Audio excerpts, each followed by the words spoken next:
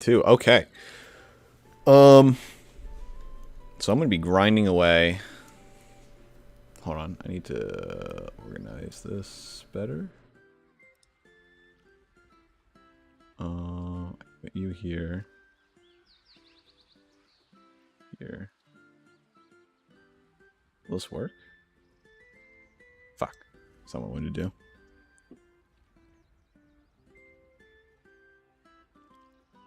Should be able to do it like this, right?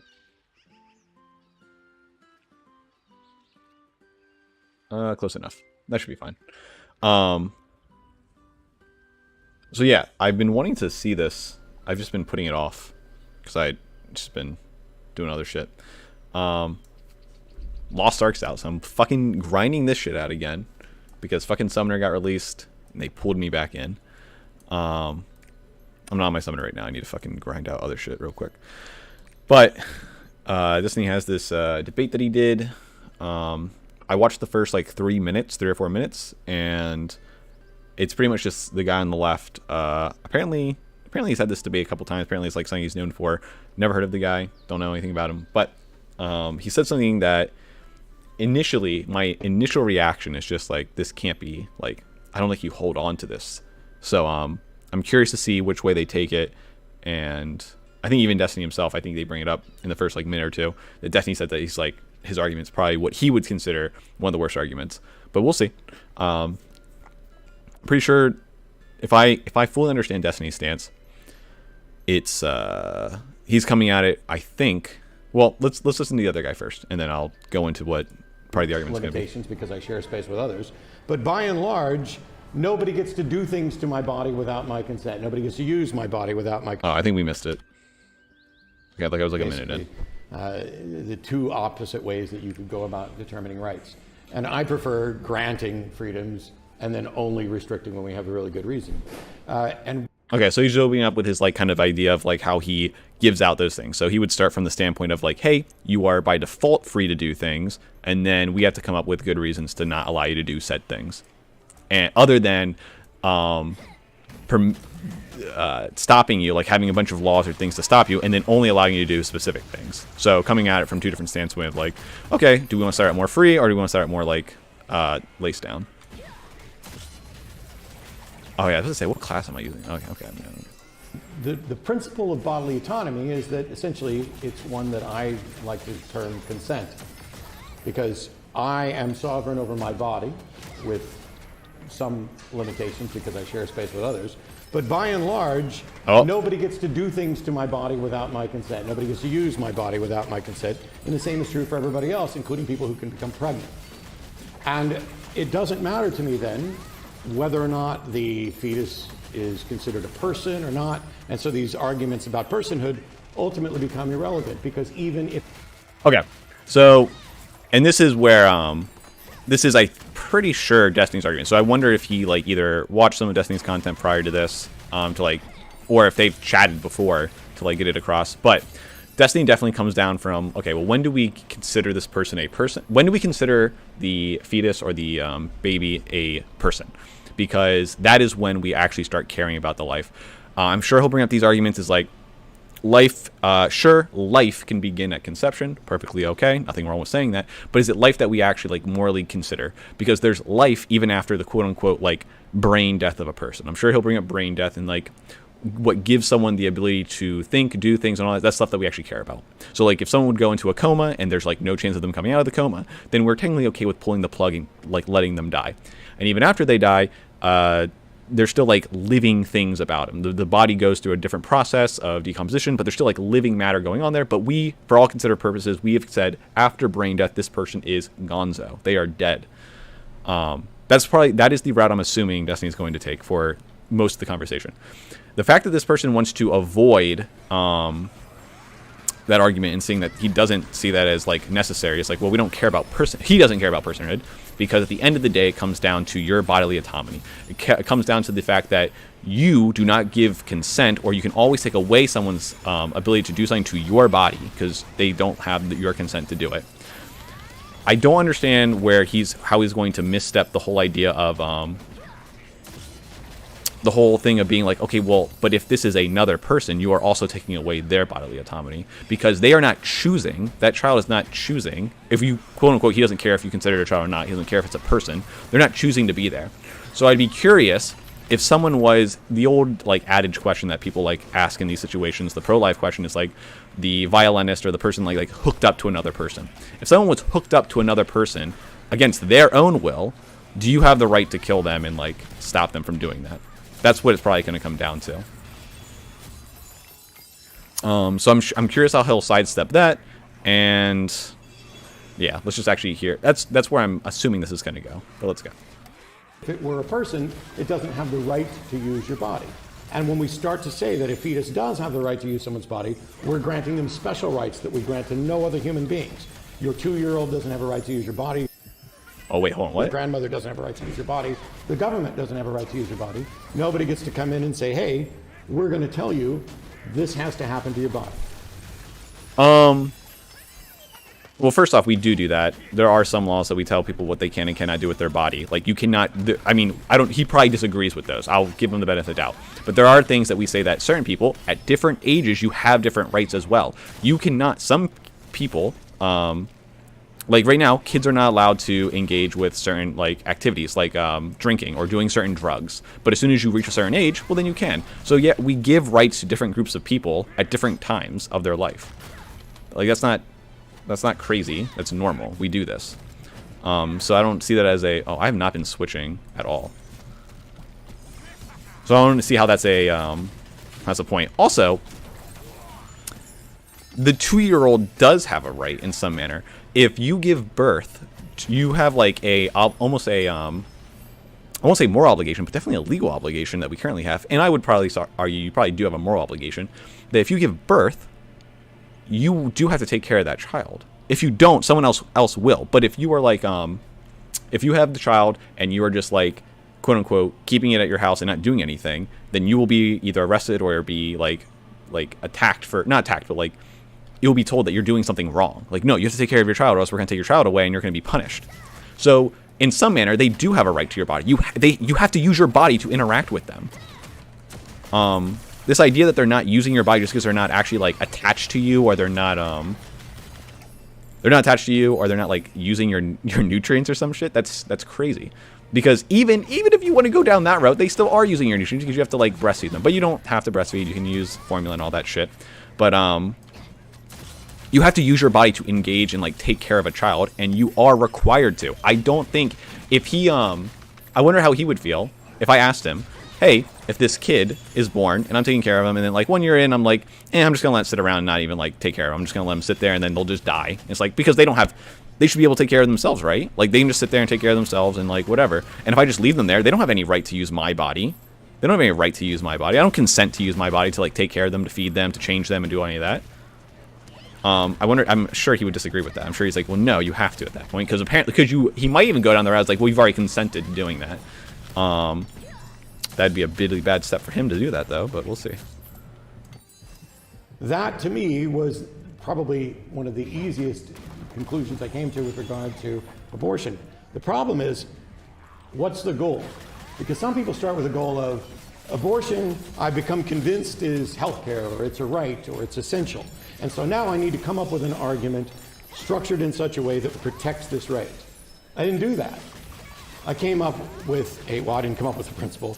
I fell upon this principle of bodily autonomy. I fell upon this principle of consent in many aspects of life, and just recognized that it also applied in the case. And this way of thinking, I don't actually disagree with. I think it is pretty good to like have a philosophy or a way that you live your life and you make your values, and then keep those consistent throughout other things. So if you value something, you want to try and make sure that it is something that you can value across all levels of like interactions in your daily life. You don't want to come down. I think it's bad if you try and like pick and choose every single little time, every time you do an action, and be like, okay, well, it's okay this time, it's okay this time, it's okay.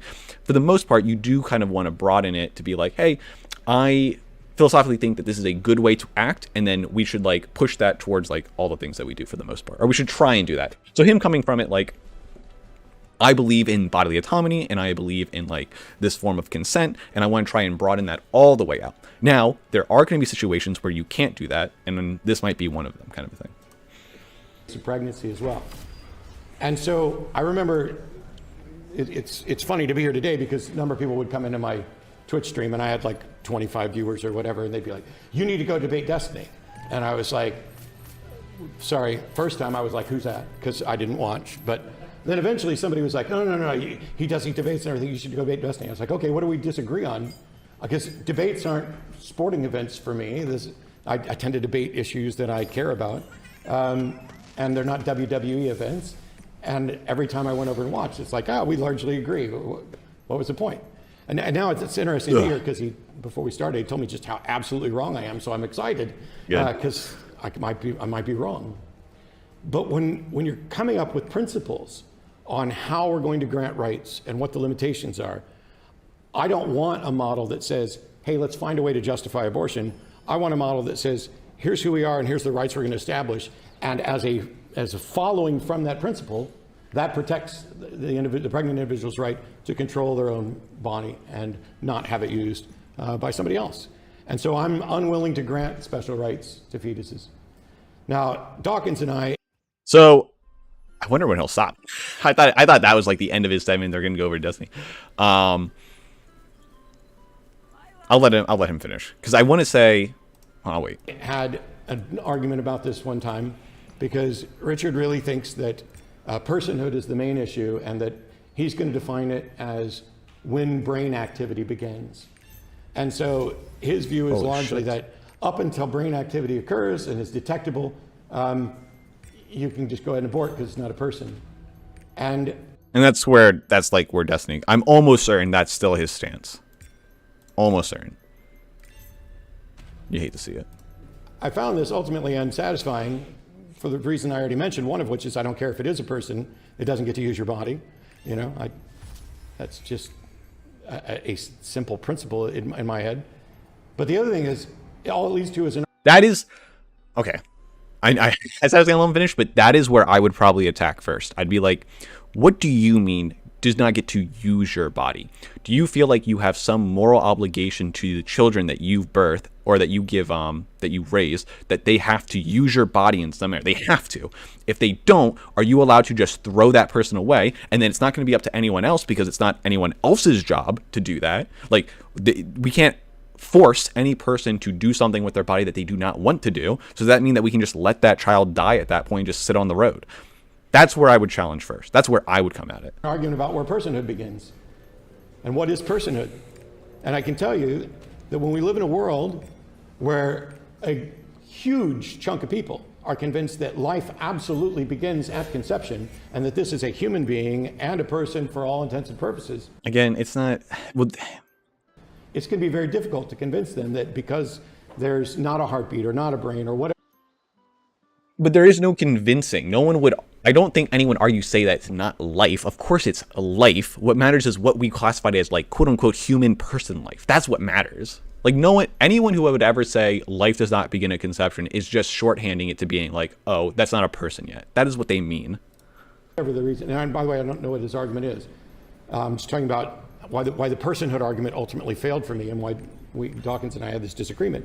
It's like, if you want to make that case, now everything becomes about defining a person and can a person live outside the womb and can it not live outside the womb? And none of that matters to me because at the end of the But then you're just throwing it away to them because now you're just saying, because now you can't move these people at all though. Because if the whole thing is that these people say like, it is a life, it's a human life, it's a human life. And then you're just throwing it like, well, I don't care if it's a life. I don't care if it's a human life at all. Well, then you can't move them at all. Like you're unable to move them then. I guess your goal might not be to get that, but you just brought up how like it's going to be hard for them to fight if they're fighting on personhood. But like it's way harder to fight these people if you're just giving in the towel and saying like, well, their objective is that it's a life, and you're saying I don't care if it's a life. Well, then you have nothing to fight over now, because then it's like, okay, well, you're admitting now that if it's a life, which we think it is, and you just don't care, well, then we have nothing to argue about. There's nothing to argue anymore. Today, each individual should be sovereign over their own body. And nobody should get the right to use it in any way without consent. And consent to sex is not consent to pregnancy. Consent to sex is consent to a risk of pregnancy, which has a number of different ways to alleviate it. Consent to pregnancy is not consent to remaining pregnancy, or to remaining pregnant, because different things can happen and you can change your mind. And Wait, all of those things are viable. what is consent to having a child then? Like, once you have the child, have you consented to, like, I feel like he would have to say yes to that. I feel like he would have to say, once you give birth to the child, you are consenting to keeping them. But then I could be like, but there are other ways out of that. There's adoption. There are these other ways out. And while I'm going through that process, I don't have to, am I forced to use my body once I've said that I no longer consent to wanting to have this child? Wait, is that actually a good one? This is actually what I use. Hold on. No, it's not. I think I used the hold one. Oh, well. So when you get into these discussions and people are saying, oh, well, we want to make exceptions in the case of rape or incest. Nice. Why? Did something fundamentally change about the person in there? Not in my eye.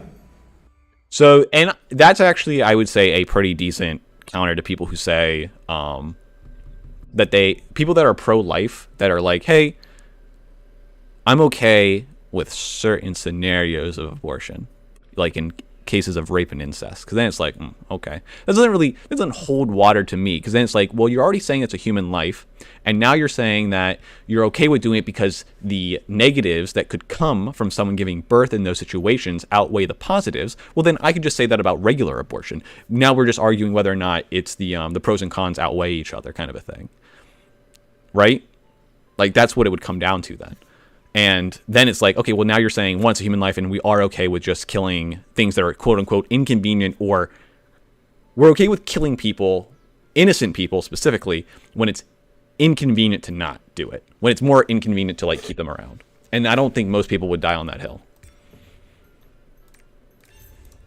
Did something fundamentally change about the non-person in there? Not in my eye for that either. So when I debated this previously, and I'm not keen on debating it for the optics, which is why at least we have two pro-choice-ish individuals up here with different justifications, I think. It was very frustrating to watch people say, but what about this scenario? What about this scenario? What about this scenario? And that's the way all the abortion discussions went. True. And when I realized, what is the justification for granting special rights to anyone? Which we do, but I'm assuming he would be against all of those, but I don't know if he would. I would, like, I'm almost certain he agrees with the sense that we stop kids from doing certain actions. He has to be okay with that. I'd be insane if he wasn't. Allow them to use someone else's body without their consent in any way. You can't take blood tissue from me. You can't draw blood from me. You can't take an organ from me. I like how he's keeping it all, like, quote unquote, like, medical sense. Because I want to know why people don't hold the same things. Like, when I go to work, they're using my body is being used. When you take care of a child, when you wake up in the middle of the night and you fucking feed your child, your body is being used. You can't say that it's not. So, like, bring it back. That's where I would say, like, the easiest point of attack for me right now is, like, that's the first thing I would bring up probably. After, of course, giving the stance, which I don't know exactly where Destiny technically fully stands. You really can't pull a hair off my head. Well, there's two reasons for that, but you shouldn't be able to do that without my consent. You shouldn't be able to have sex with somebody without their consent. Of course. It's all about consent. And people, I think, largely grasp that. They may ultimately disagree about the nature of the situation where there's a pregnant person. But as far as I can tell, bodily autonomy knocks down all of the objections, and I can't wait to hear why it's wrong. Okay, let's hear it. Let's go. That was a long 2 minutes, James. That was. Wait, he was only supposed to have 2 minutes? Oh, I thought he said 2 minutes. Oh, I didn't hear time. No, you're okay. You're good. You're good. I'll shut up for So, no, you're fine. So I'm a staunchly pro-choice person, but I would say that for this issue, I would definitely side with Dawkins, and that you have to recognize that the question is. Okay, yeah. So almost definitely he's going down. Yeah, I mean, he already said that he agrees with the guy that Dawkins that he was arguing with before. So it's like he's going down the personhood route that you have to care whether or not it's a person. And he's probably going to go into the fact that because then we're saying it's okay to kill certain people based on innocent people specifically, based on inconvenience, like whether or not something's more inconvenient for us. And then you get into some weird area there. Fundamentally, I believe, about when the fetus becomes a person that's granted some level of rights. I know that there's this, we're going to walk through a bunch of different analogies or whatever. I guess we can test each other's ideas. But I think when you talk to people and you try to figure out like how they feel just in a broad sense about abortion, you'll find that like a lot of people, I think it's 65% of people pull favorably in the first trimester. And as soon as it hits second and third, it drops off substantially. So at the very least, you can feel that intuitively, as it looks more like a baby, people seem to have this sort of revulsion of, you know, is this a thing that we can just toss in the trash, or is it something that's like a little bit worth kind of protections? Something that we'll get into later, I guess, and I'm not sure how far you go on the abortion thing, but if it's the idea of only consenting to use your body, like I feel like these types of arguments get us into areas where you have almost nobody on your side. So for instance, the ability to abort a child in the third trimester or past 6 months of pregnancy is a position that almost nobody will defend. I feel like most of the bodily autonomy arguments are built off of what I would consider a very flawed argument, oftentimes called the violin argument, given by Thompson, I think I don't remember when she wrote that paper, but even she concedes at the end of that paper that, yeah, you know, like, well, there are two big concessions she makes that nobody seems to recognize. One is she says that just because you have the right to an abortion doesn't mean you have the right to actually kill the fetus, because part of her paper was recognizing that a fetus could be a person but still be aborted. So that's one area that people don't deal with as much. And the second thing is, even she recognizes, I think she gives the example of having an abortion of a 7-month pregnancy because you're worried you're going to miss a vacation is probably not good justification for it. So it seems like even she recognizes that there's like a little bit of moral revulsion or something bad happening there when you're having an abortion for no justifiable reason. But like I said, there's a whole bunch of different arguments we can get back into relating to the violin argument and different analogies, kind of test where we're at there, then I kind of figure out how you truly feel when it comes to the abortion thing. Oh, I have no problem telling people how I truly feel. I'm sorry, when I say that, I mean to say you're concealing it, but like, no, so it's making fun. Okay, sure. Can I? Do I not have any one potions, question? really? Sure. Okay, I'm just gonna have like a bunch of analogies because I do agree this is a really hard area. Well, not for you because it's bodily autonomy, but for me it's very challenging. So let me ask some questions and try to navigate. So I'll give, for people that aren't aware of it, the classical violin apprenticeship, musicianship society has kidnapped a poor lady, stuck her in bed, and when she wakes up, she realizes that her kidneys are attached to the world's greatest violin player. And they tell her, listen, ma'am, you have to remain in bed for 9 weeks, otherwise the world's best violin player is going to die. And then the question is, does this lady have a right to unplug herself, or does she have a moral obligation to sit there and, you know, basically use her kidneys to clean the blood of this world's greatest violin player, even though she didn't consent to being stuck in that situation? That's like, and he's obviously going to say no. He would always say no to that. Right. He would always say no to that. Oh, she does not. She can. She can. She's allowed. To, when I say no, she's allowed to like unplug and let that other person die. She's not killing. At least that's what he would say. Well, I was going to ask. Yeah. Well, first I was going to ask if you agree that that's like, as a premise that I've laid out, you've agreed that this is like an okay summary of the situation. Yeah, basically that's Judith Jarvis Thompson's version of the violinist argument, and the issue actually goes beyond that. It's if you wake up and find yourself attached to that violinist, do you have some moral duty or obligation to stay there? Yeah. Then there's the secondary question of does society have a right to force you to stay there? And even if you consented, do you have a right to end at any point, to disconnect? And so my view is that consent can be withdrawn. So he's going to go down the route of being like, okay, so say you signed up for it and you said, yep, I will allow myself to do this, and then like 3 months in, you're like, okay, wait, never mind. I didn't think it was going to be like this, and so you can bail out at any time and be like, okay, I resent consent, and now I'm going to do it. Although, as soon as we start talking about consent being withdrawn, there may be complications with contract law and things like that. So, but that doesn't exist in this analogy. And so, not only does the person who finds himself attached to the violinist have every right to withdraw, nobody has a right to force him to stay there, but they can voluntarily say, I'm going to go ahead and, you know, I hate that you guys did this to me, but I'm going to suck it up because I'm going to value this situation. Yeah. But when it comes to moral duty, like that would be moral virtue, I would say, to stay attached. But it's not a moral duty to stay attached, in my view. Okay, so then you're okay with I doing feel it. like there's a lot of intuition pumping with this analogy, and I'm going to ask a couple of questions around it to see if you still feel the same way. You might, but I'm just curious. Cool. So let's. I'm a little upset. I would have definitely attacked the whole using the body thing. I would want to get that cleared out of the way like instantly. Because I don't like this idea of what you mean by using the body, and you're just equating it to like some kind of medical procedure of some sort. Raging Dragon Slash. What do I have? I think I'm using that, aren't I? Raging Dragon Slash, 15%. That's 9%. This is halved. Yeah, so we want to get rid of this one. Wait, stop. 9%, 15%. Yeah, because it'd be like 7.5%. Okay, so we're good there. Can I fuse anything else? Up to 6? Wait, are those blue? I think those are blue gems, right? Yeah, they're... Wait, does it take... Oh, no, okay, it's doing that. Okay. Yeah, give me that level 6 gem. And then give me this level 7 gem. What do we got here? Wind Splitter cooldown. Am I using that? Isn't that D? No, it's Cutting Wind. Oh, do I use Wind Splitter? Half Moon Slash. Chain Slash. Wheel of Blades. No, I don't think I use Wind Splitter. Okay, that's fine. And instead of the violinist argument, let's say that you wake up and what you actually find is your 2-year-old child is attached to you. Yes! Your kidneys are filtering his blood. Do you think in that sense, when it's your child, if they need your kidneys to survive for, say, 6 weeks, does the parent still have Yes! to disconnect themselves and say, Yes. well, I don't... Whoa! Okay. Yeah, I don't think you're obligated. I don't think kids... If you're already hooked up, that's one thing. I don't know if you're obligated to do that. Are you morally obligated? I'm trying to think in the sense of, like...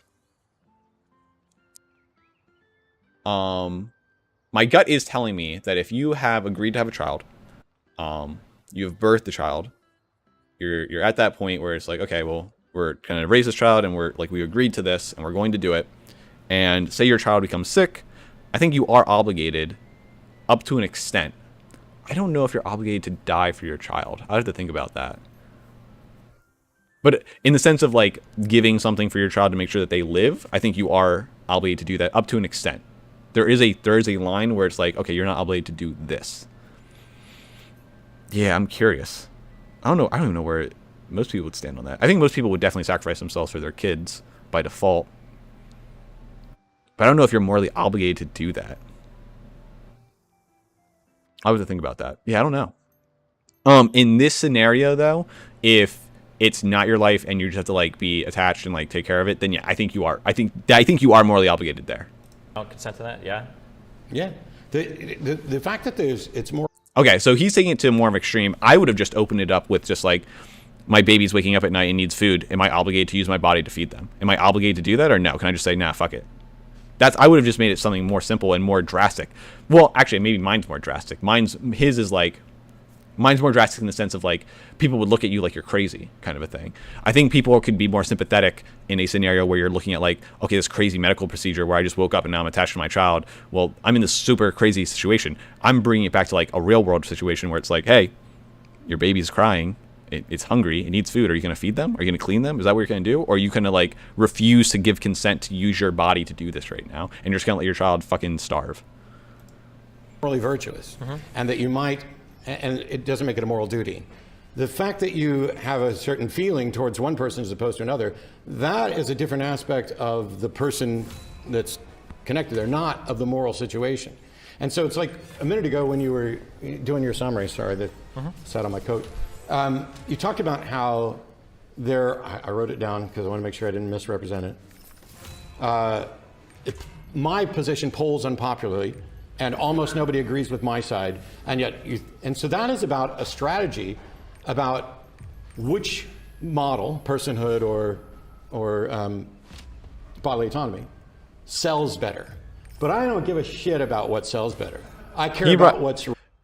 He did bring it up, though, specifically when talking about, like, you're going to have a tough time, like, arguing personhood with someone who thinks that life begins at conception. So he kind of brought that up as well. So I don't like him, like, kind of skirting around now saying, like, I don't care about that. Well, then why'd you bring it up, buddy? 1, 2, 3, 4, 5. And am I missing an item here? Am I crazy? Gear? Oh, I am. I haven't changed this over yet. I guess I don't need to. Why would I do this? Wait, do I not have the 5-set bonus? Oh my god. Wait, what?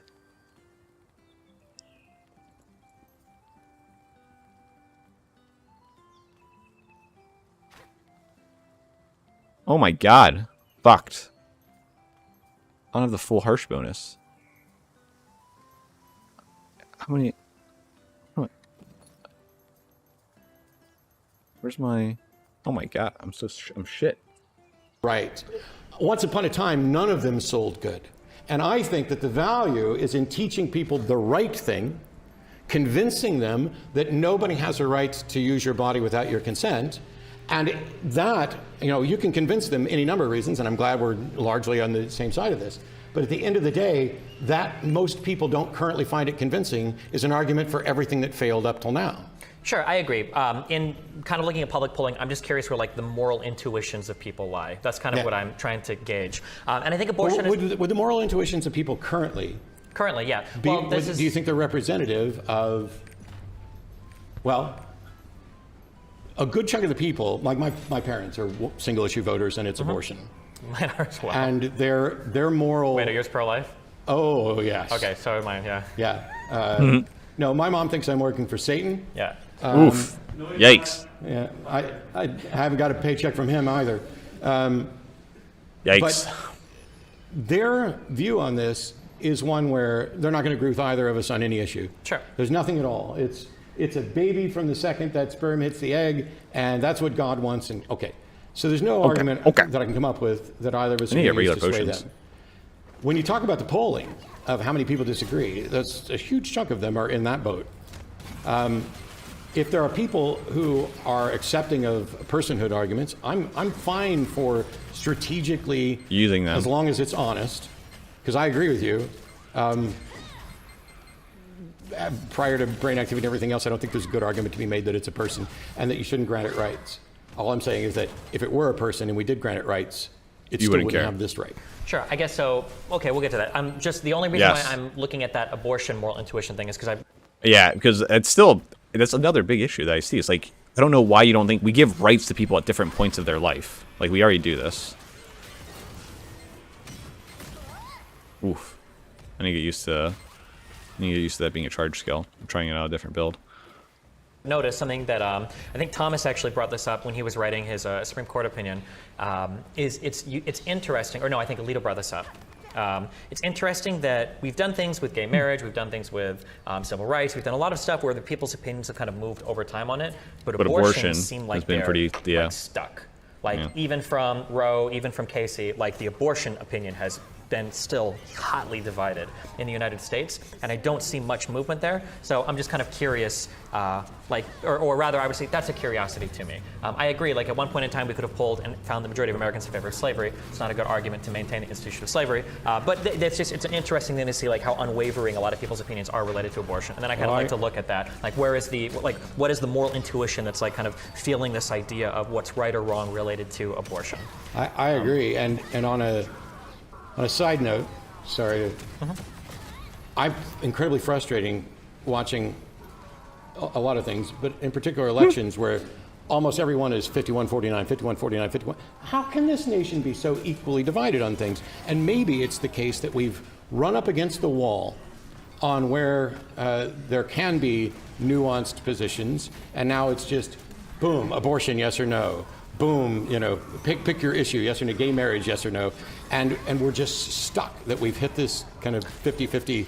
Well, there's another reason why I kind of like the personhood argument. I hate, we're going to go back to the ethics, but getting into the pragmatic side, because I wanted to be the ethics of it. But like on the pragmatic side, I think the majority of Americans, I think, could come together on a federal protection. Yeah, I don't know why he's starting from this position about trying to argue that like there's some kind of maybe innate feeling within us that makes us look and treat this differently, and it appears to have always been a thing for like years now, since the debate started, and that most people feel this urge to like say that there's something that matters, whether it's the first trimester or the third trimester. Like there's a vast difference of feeling when performing said action. I don't know why this is the route he wants to go down for it. For first trimester abortions. I think that could be a push. Third trimester and second trimester is insane, though. You lose so many people. Most Democrats won't back you up on like a second or third trimester abortion. So from a pragmatic, like political side, I feel like first trimester federal protection, maybe that's something you can push for. But anything past that, people are just going to look at you like you're crazy. And maybe we could educate them that that's not even really a real thing. That when we're talking about abortion rights, Abortion isn't a right to kill anything. It's a right to terminate the pregnancy. And late-term terminations of pregnancy are often delivered in C-sections. And any time where there's an abortion that results in the final trimester in the death of a fetus, it is normally for extraordinary medical circumstances. And so they want to keep pushing it back further and further and further until it's gone. And what I'm saying is we should push it all the way out, because you can deliver 2 days before. There is no such thing as a let's kill the baby 2 days before. That just does not happen. What does that even So mean? it's a fiction to portray What is that? Hold on, we're going back. What is that? late-term abortions and Oh, whoops. I'm slowing it down. I was hitting the wrong button. terminations of pregnancy are often delivered in C-sections. And Yeah. any time where there's an abortion that results in the final trimester in the It's very rare. Yeah. True. It is normally for extraordinary medical circumstances. Yes. And so they Sure. want to keep pushing it back further and further and further until it's gone. Yeah. And what I'm saying is we should push it all the way out, because you can deliver 2 days before. There is no such thing as a let's kill the baby 2 days before. That just I don't fully understand what he's trying to say there. And so it's a fiction to portray late-term abortions in that sense. And Well, so no, but while there I are, agree, like, you have, like, the evacuations and everything. Like, there are, like, for second trimester, like, where you just abort and destroy the fetus, right? Like, I don't think they attempt to deliver those and have those, like, adopted or something if you go in at 5 months for an abortion. well, specifically it applies to non-viable fetuses, which means that they couldn't survive on their own. Well, by the time it's viable, all of a sudden the termination of pregnancy takes on a different form that isn't abortion. Sure. Okay, so returning back to the violent argument. So you would say that if it was fuck. a 2-year-old, your 2-year-old child connected to you, you would still have the right to just sever that connection and say, peace out. Yeah, it doesn't mean that That I so would. I look at abortion from a legal standpoint about rights. Well, we're getting to legal, but right now I'm on the moral part. Because I Okay. guess what I'm kind of teasing is I feel like we do have a form of, like, Stephen Wagner wrote about this in a 2013 paper. He called this de facto guardianship. That there are situations that we can be in life where the situations have essentially appointed you as a sort of de facto guardian, where you call these special rights, but I would argue that people would say, like, yeah, there are cases where there are special rights, where these things do exist, where people do have some right to your resources, your body, your whatever. For instance, like, I think most people would say, if I went to the pool and I was just sitting there hanging out, having a smoke, whatever, and a kid walks next to me and he just falls in and he's drowning, and all I have to do is reach over and kind of, like, pick him up and put him aside, and I just sit there and I watch him die, I may not be a murderer, but I think ubiquitously people would condemn me as not taking action. They wouldn't say, well, it would have been virtuous for you to pick the kid up. They would say, no, You're a you bad have person for moral not doing it. obligation there, because you are the only person in that situation that could have provided life-saving treatment to this person, and it's not going to put you into Yeah, it's exactly. You're not reaching a certain threshold where you're putting yourself at risk too much. Of course, there's a threshold. Like, say you have to, like, swim through shark-infested waters, or you're actively putting your life at risk. I don't think most people would say that you have to do that. Of course, people wouldn't look at you bad that way. the way of, like, fatal harm. I agree. So I think these 3 tenets of, like, de facto guardianship can be used to argue for a fetus that exists inside your body, that you have the ability to bring to term. You are the only one that can provide such an ability, and it generally won't cause you seriously bodily harm. And if it does, Well, I mean, it does, most people, almost everybody is in favor. Even the strictest of Catholics I've spoken to will say, yeah, if the life of the mother is going to be destroyed, then the mother can, of course, terminate the pregnancy. I think most people agree with that. Yeah, so setting aside the legal stuff, which is the only thing I truly care about for this, because all I Those are care my about two is whether or biggest- not people have a right to access this. I'll use this The moral question is a little more complex, and I have largely shrugged it off. I tend to draw a distinction between moral duty and moral virtue. And yes, if a kid falls into the pool next to you, I would argue that if there is no risk on your part at all, that you have a moral duty to make some minimal effort to save. okay, well then they're using your body at that point. They don't, like, that is them. You have a moral obligation. They have a moral right to you using your body to save them. So then your standpoint doesn't stand. That kid. That's not the case with pregnancy, because pregnancy is not a minimal effort. Pregnancy fundamentally changes. Sure. Okay, you can. So now you're switching gears, though. You're shifting lanes here. That's a new argument. You're now saying, like, okay, there are times where your body can be used against technically your actual free will, and they have a right for you to use your body in this specific way, but only when it's not going to be like a huge deal to you. And then we have to decide what that huge deal is. is the person who's pregnant forever. Carrying a child to term changes their body forever, comes with considerable risk, has hormonal changes to their body. I'm gonna feign ignorance on this one. I don't know if it's that crazy, but yes, it is. I mean, pregnancy is definitely an ordeal. It's definitely not. It's not a cakewalk. It's not picking up a kid who's like drowning in a 2-inch pool. So yeah, true. Physical changes to their body. This is not the same as reaching over and picking up a kid. This is saying I'm going to commit 9 months of my health, putting it at risk for this. I don't know that you could. It would be like saying, okay, there's a kid drowning in the pool, and you need to rescue him. But the first thing you got to do is dive underwater and swim 100 feet. Pick up in the shark-infested kid, hold waters, him there and float for hours, risking whether or not you can drown, and then hope to be rescued. That's closer to pregnancy, and it's still not there. Sure. So I agree with you. But what I wanted to look at is the principle of, because I've noticed you use this argument a couple of times, that when people talk about the fetus, they actually give it more rights than a normal person. You're not just giving it normal human rights, you're giving it super rights to the right to somebody else's body. Yeah. But I would like to point out that I feel like there actually are times where people do have those more like rights. super rights, that there does Yeah. exist this social moral obligation between certain people that are appointed to these de facto guardianships where they alone could save somebody's life with relatively minimal effort, and it wouldn't just be morally virtuous, it'd be like a moral obligation of them to do so. But moral obligation and right are two different categories. Right is the legal aspect that I was talking about. Oh, when he was talking about he wants to care about the legal aspect, he's saying, okay, I misunderstood when he was going down the legal aspect. So he's coming at this strictly from a legal aspect of being like, we never legally hold people up to this, but we do. And I don't know how he would disagree, but we do. We would legally hold, maybe he doesn't, maybe he wouldn't. Maybe he would be okay legally saying, from a legal standpoint, yes, Your Honor, my child did die. They were on the counter crying, needing food, but I consented my consent for it to use my body. So yeah, he died. Like, I don't believe that he'd be okay with that. It's like, well, why didn't you call someone to take care of it and use my body to make that call and use my body to get someone's help? What are you talking about? So they do have a legal aspect of your body. They do, to use your body for something, for them. Moral obligation and moral duty have nothing to do with rights. True. You don't have a We're right not at to rights moral yet, obligation. but in order to, so in my opinion, law is downstream from morality. So before, But we don't merely legislate morality. we don't. And Being an so asshole's not there are illegal. laws I'm that not in have jail. nothing to do with morality, and there Sure. are morals that have nothing to do with law. But what you said was, I make an argument saying, oh, you're giving special rights to the fetus, but there's a situation where you have a moral obligation. Special rights are rights. Moral obligation is separate from rights. Gotcha. I guess when I'm using rights here, I'm only speaking in the ethical sense so far. Sorry. If I talk about like a right that you have as a person to be like, not killed by another person, I would argue that's like a type of moral right that you ought to not be murdered by another person. Sorry, I'll be clear there. This is why I've drawn a distinction. Sorry, this is why I've drawn a distinction between legal rights and Sure. moral virtues and duties. Sure, But which is go fair. ahead. Okay, yeah. So, and then the only reason I say this is because when we talk about legal stuff that gets enshrined in law, there's like a kind of a group consensus on morals and ethics that eventually downstream make their way into like what is legal, generally Obligation, yeah. speaking. Right? Yeah. Hopefully, that's the dream. What is it though? What?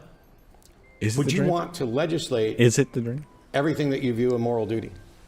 For moral duties, probably not everyone, but some of them should some, be. yeah. And in the case of abortion, if would argue that I is. don't believe this, but if you feel like it is a person from the moment of conception, this would probably be one of the most important things to enshrine in law. Because anytime we're talking about murdering or killing somebody, we'll say killing somebody, then that's probably going to call forth some sort of like legal ramification if that exists. So what's the foundational principle that allows you and me and us to get together and say, you're pregnant and you're staying that way? What is the principle that allows us to dictate to someone else how their body is going to be used? So so answering that question, in revisiting Sorry, I was reading that thing. What was that? that exists. So what's the foundational principle that allows you and me and us to get together and say, you're pregnant and you're staying that way? What is the principle that allows us to dictate to someone else how their body is going to be used? Didn't we already say this? Didn't we already go down that there's like times in areas where there's a de facto like guardian, and and when you are that person, when you are in that scenario where you are this guardian, you have to the people that you are guardian over, or the things that you are guardian over, have rights to your body that you have to do. So I guess isn't that where he's coming from? So so answering that question, in revisiting the violin argument, one of the reasons why this is disanalogous is because the violin argument, not in my opinion, is a form of rape. The person didn't consent to being there. But I would argue that if you are engaging in sexual activity, you are consenting to the idea that there is some percentage chance that you will become pregnant. And if you do become pregnant, to kill a fetus because of your action, that you knowingly knew that like something could happen, I think that part makes it fundamentally different than saying, like, oh, well, now you're enslaved to do this, you have to do this, when you knowingly made a choice to get there. So this is where I talked earlier about the difference between exceptions in rape and incest, which I know poll extremely well, because most people fundamentally grasp, holy crap, we wouldn't want to hold somebody responsible for something they had no say in. The problem is, what if you did consent, but you consented knowing that you lived in a system where one of the available options was to terminate a pregnancy? What if you lived in a system where you have a medical, a chemical solution, RU-486 or whatever, or a medical procedure, or not draconian laws that tried to shut it all down before you even knew you were pregnant, but all of these were options. And so you acted perfectly responsibly. That's perfectly fine. If you lived in I mean, there's no way he's going to disagree with this. If we lived in a time where, hey, it was perfectly okay for you to do this, and then all of a sudden it switched on you, okay, well that's bullshit. I was fucking acting I was acting in a way where I, like, under the guise that, hey, we're allowed to do this currently, and then you just turn it off like that. That's a little fucked. That's fucked. You used contraception. It failed. Why on earth should everybody else in society get together and say, we're not going to dictate we're going to take away this one chance that you have? It's like saying if you're playing baseball out in the yard and you hit a ball into somebody's window, well, first of all, the kids that probably did that aren't going to be able to pay for it, so the parents are going to end up being liable. But in any case, the responsibility is still there, but there's a number of different ways to alleviate it, which is maybe you could work off the window, maybe you could repair the window, maybe any number of things like that. And for us to say, no, we find this one, some of us find this one so morally objectionable that we're going to tell you what you can't do. Because it's an extreme scenario. You're equating breaking a window to what someone else would consider you killing someone. Of course. Yeah, I mean, we already kind of do that to some extent. Like, I have an 11-year-old child. When he was 6 months old, he cried a lot. At no point in him crying could me and his mother have been like, you know what, let's just lock him in the room and leave him in there for a while because I don't consent to dealing with this anymore. Thank you. Thank you. Like, this is done, right? You leave him in there, he starves to death, it's like, okay, we're done with that. There exists an exactly. Now, question him.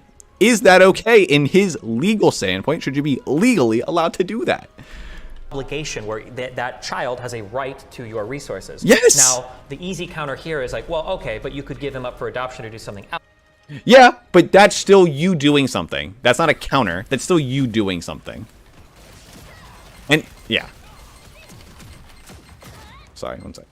Else, and I would agree with you, but that's why that case is a little bit special. It's not that de facto guardianship like the child falling into the water, because in here, other people could take on the burden, but for the pregnancy, there's only one person that has the ability to provide for that child that's growing in the womb, if indeed you consider it to be a person. Yeah, and I don't think the idea, you can't just withdraw consent when you've already engaged in an activity that more or less has you consenting to whatever the natural conclusion of that arc would be, say for it being, like you ended up dying or something, right? If I agreed to take a bunch of children with me to a camping trip and I drive there and, an hour, driving down, I'm like, you guys are fucking annoying. And then I just like kick them all in my car and I drive back. And the parents are like, what happened? You're like, well, I stopped consenting halfway through the ride. I think that they'd be like, okay, hold on, you can't do that. You're kind of there until the end. Exactly. You just drop them off midway through, I would say.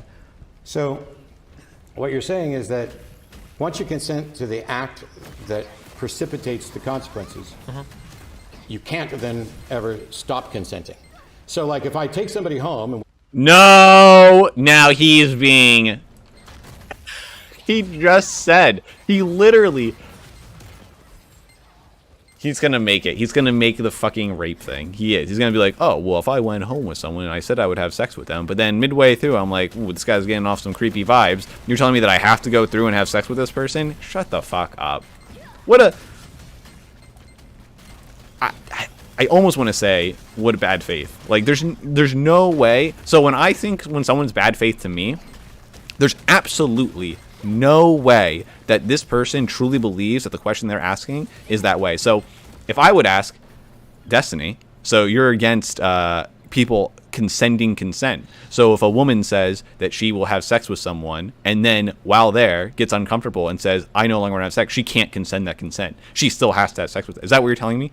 In my mind, there's no way that I truly believe Destiny's going to say yes to that. There's no way that I believe that he thinks that's actually okay. I'm just asking that because I'm being dishonest. I'm being bad faith. I think that is when you are being bad faith. That is a bad faith example to its finest for me. Because it's bullshit. Like, you're not, no. Oh. We start to have sex. I can't stop at some point. The difference there is that on that particular exchange, and I've noticed there's a lot of abortion analogies that kind of do this. By the way, yeah? I'm not a fan of any abortion analogy. I don't think anything is truly analogous to the situation. Sure, but and they're all yeah, I fail. understand. It's interesting that there are some that I see why they sound compelling.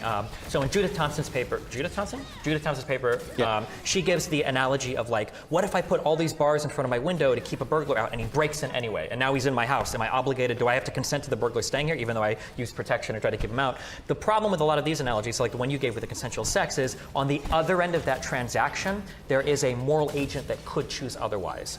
So when it comes to consenting sex with somebody, well, if I'm in a consensual sexual relationship and I'm like, hold on, stop, for that person to continue going requires an immoral decision made by another person. But for the same reason why I can't shoot a child that stumbles into my house, the same way that I might be able to shoot a burglar that stumbles into my house, I would say the child doesn't have the agency to understand the choice of what he's doing, whereas the burglar does. A fetus inside the womb doesn't have the agency to say like, okay, well, I'm sorry, I'll stop aggressing on you. It's doing the only thing that it possibly can. Well, in Texas, in some places, you can shoot a child if they break into your house, but we'll set that aside for whether that should be the case some other day, which I would say no. But this issue of, sorry, I got mildly distracted there for a second. Think about shooting kids. No. Yeah, I hate them too. Okay, so no, it's all good. No, it's if I have. So I started off by at one point saying that consent. Basically, saying you can't withdraw consent when the fetus can't choose otherwise. I don't understand if we have a system where there are ways in which for an individual to withdraw consent, why we say or why you're basically arguing for you can withdraw consent to here and then you have to stop because you said you'd agree. I'm not suggesting this is a realistic thing. You could give your child up for adoption. You could. And we have systems in place for that. They're awful systems. In most cases, kids are probably going to be better even in, I hate to say it, moderately terrible homes than they are in the system. But that. Oh, I thought he was going to say kids are better off aborted. I thought he was going to say it. Discussion. On this, at the end of the day, I don't know how personhood solves a problem with the bodily autonomy argument if what we're going to say is once you've had sex, no matter how you had it, as long as it was consensual at all, you can't then remove consent to remaining pregnant. So there's a risk to becoming pregnant, and that comes with some ways to alleviate that risk or eliminate that risk. That's abortion is one of them. It's a little begging the question, I think, because we're arguing whether abortion should be okay. We're not saying like, well, it's okay to do it because you can get an abortion, because that's like the subject of the. No. Right? We're talking about the moral responsibility of someone engaging in an act with certain consequences. Yeah. You don't get to eliminate the fact that there are options for those consequences. Yeah, but we're arguing over whether those options are murder, essentially. Which I believe, if it's a person, I think Wait, it what? is murder, basically. What did I die if you from? grant that it's a person, you're essentially murdering the person to save the mother from whatever inconvenience pregnancy would grant. Well, it's not a person. I mean, it's not a person, and it's not murder. Well, if it's not a person, then I'm totally on board with you. I agree. Like Sorry, I was looking at the screen being like, how did I die? What happened? What are we even at? Oh, they're almost dead. They got this. I don't know what I died from there. Yeah, you can't say it's not murder. You don't care if it's murder because you don't care if it's a person. So fuck you. Oh, maybe they don't got this. Hold on. No, they got this. Okay, he went back into that form. Yeah, he's fine. Oh, maybe not. 1405. Maybe not. Uh-oh. What was that? Sorry, hold on. Is this person gonna do it? Are they gonna do it? Yeah, they got it. What a god. Murder is a legal construct, and awesome. Murder's a specific legal construct that is not simply. I don't like how he's going back and forth too. It doesn't matter. Legal. You are arguing legals. Like, you are coming at this from a legal standpoint. Anything that results in the death of a person. Sure, I'm sorry. When I say murder, I'm so sorry. I'll clarify anytime I say, because I understand we go I have to push back on that, though, because fine. that's the buzzword from That the is true. When I say anti-choice murder, I'm always in. We're still in the realm of ethics. When I say murder, I'm speaking about the unjustified killing of another person. Okay, there we go. Yeah, sorry. And my view of this is that it is an unfortunate consequence of biology that the justified act and perhaps necessary act of terminating pregnancy can result in the death of a fetus. That doesn't make it an unjustified act against another person. Why, yeah, the only reason But you why said you I don't view it as care an if it's a unjustified person. act is because if you are engaging in an act where you're consenting to the possibility of a life appearing, you have, I believe, a de facto guardianship, an obligation to that life to see it through at the very least until somebody else can take over that guardianship. Wow. So Why would you do that? unless, of course, Shut you up. were a rape victim. No. I would say you would, if you grant personhood, Then we don't you would- care about the even person. for rape victims, you would have Yeah. to say yes. Rape victims, Yeah. incest, all of those. Unless there's a threat to the life of the mother, because now we're fundamentally weighing medical options and not just like, can I kill something because it's very inconvenient. Can I kill something? This is about terminating a pregnancy, and in the future, there may be ways to terminate a pregnancy that don't necessarily result in the death of a fetus at that particular time. Potentially. But that's the biological fact right now. And so what we seem to be Okay, yeah. To be very clear, the only way that would be is to extract the extract the fetus. Whoops. Oh my God. Wait. Do we have 2 deaths? We should probably reset this. We have 2 deaths. There's no way we can do this with only 2 people. We're at 32 health bars. Like, reset, dude.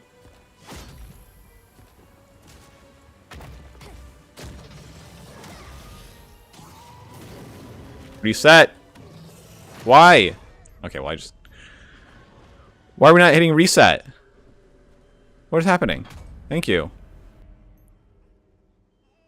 saying is, if you view it as a person, anybody who gets pregnant is just screwed. You no longer have control over your body. Everybody else in society who disagrees with you about whether or not you should have control of your body is going to take control of your body. And every man that pays child support knows this for 18 years. That's unfortunately, well, not unfortunately, there are obligations that we have as like humans, I think, to other people sometimes, especially to children. And there is an obligation that exists there. You can't just abort the obligation. You know, if a mother decides to have a child and you're a father and you pay child support until the child turns of age, like I think that is an obligation that, one, we already have a legal precedent for, but aside from that, we already have moral precedent for. And then I don't think you can just erase that while acknowledging that the fetus is a human. It just, that precedent is huge. And yet, you can. Because even if it's a human, if it's in there writing poetry and curing cancer, it shouldn't have a right to use your body without your consent. Okay, so I'm going to reference. Okay, so here's a question I have. Okay, so going back to this 2013 paper by the Steve Wagner guy, he posits Mary's cabin. So a woman wakes up and she finds out that she is. Oh, get me out of here! She's locked in a cabin for 6 weeks. Oh my Just given birth to a fucking baby. God! She wakes up, she looks over for everything, finds a note. I and it fucked up. says, listen, your child is in another place and it's safe. There's another child in another room. You have all the food and supplies that you need, but for 6 weeks, you're going to be locked in this cabin, and that baby's with you. You're there. We'll let you out in 6 weeks. Everything will be okay. In 6 weeks, the police show up to the house. They plow all the snow. They open the door. Mary comes out, and they say, "Oh my goodness, we've got you. The Association of Behavioral Psychologists kidnapped you for an experiment. We're so sorry. We're going to bring you out. How are you guys doing?" And she says, "I'm doing fine." And they're like, "Well, how's the baby?" And she says, "They're not here anymore." And the question I don't know is, what that means. what happened to the baby? And she says, "Oh, well, I let the baby starve. I didn't want to feed it." I'm like, well, you had all the means and opportunity to. You were the only one that could have. The question is did she have... Sorry, I missed it.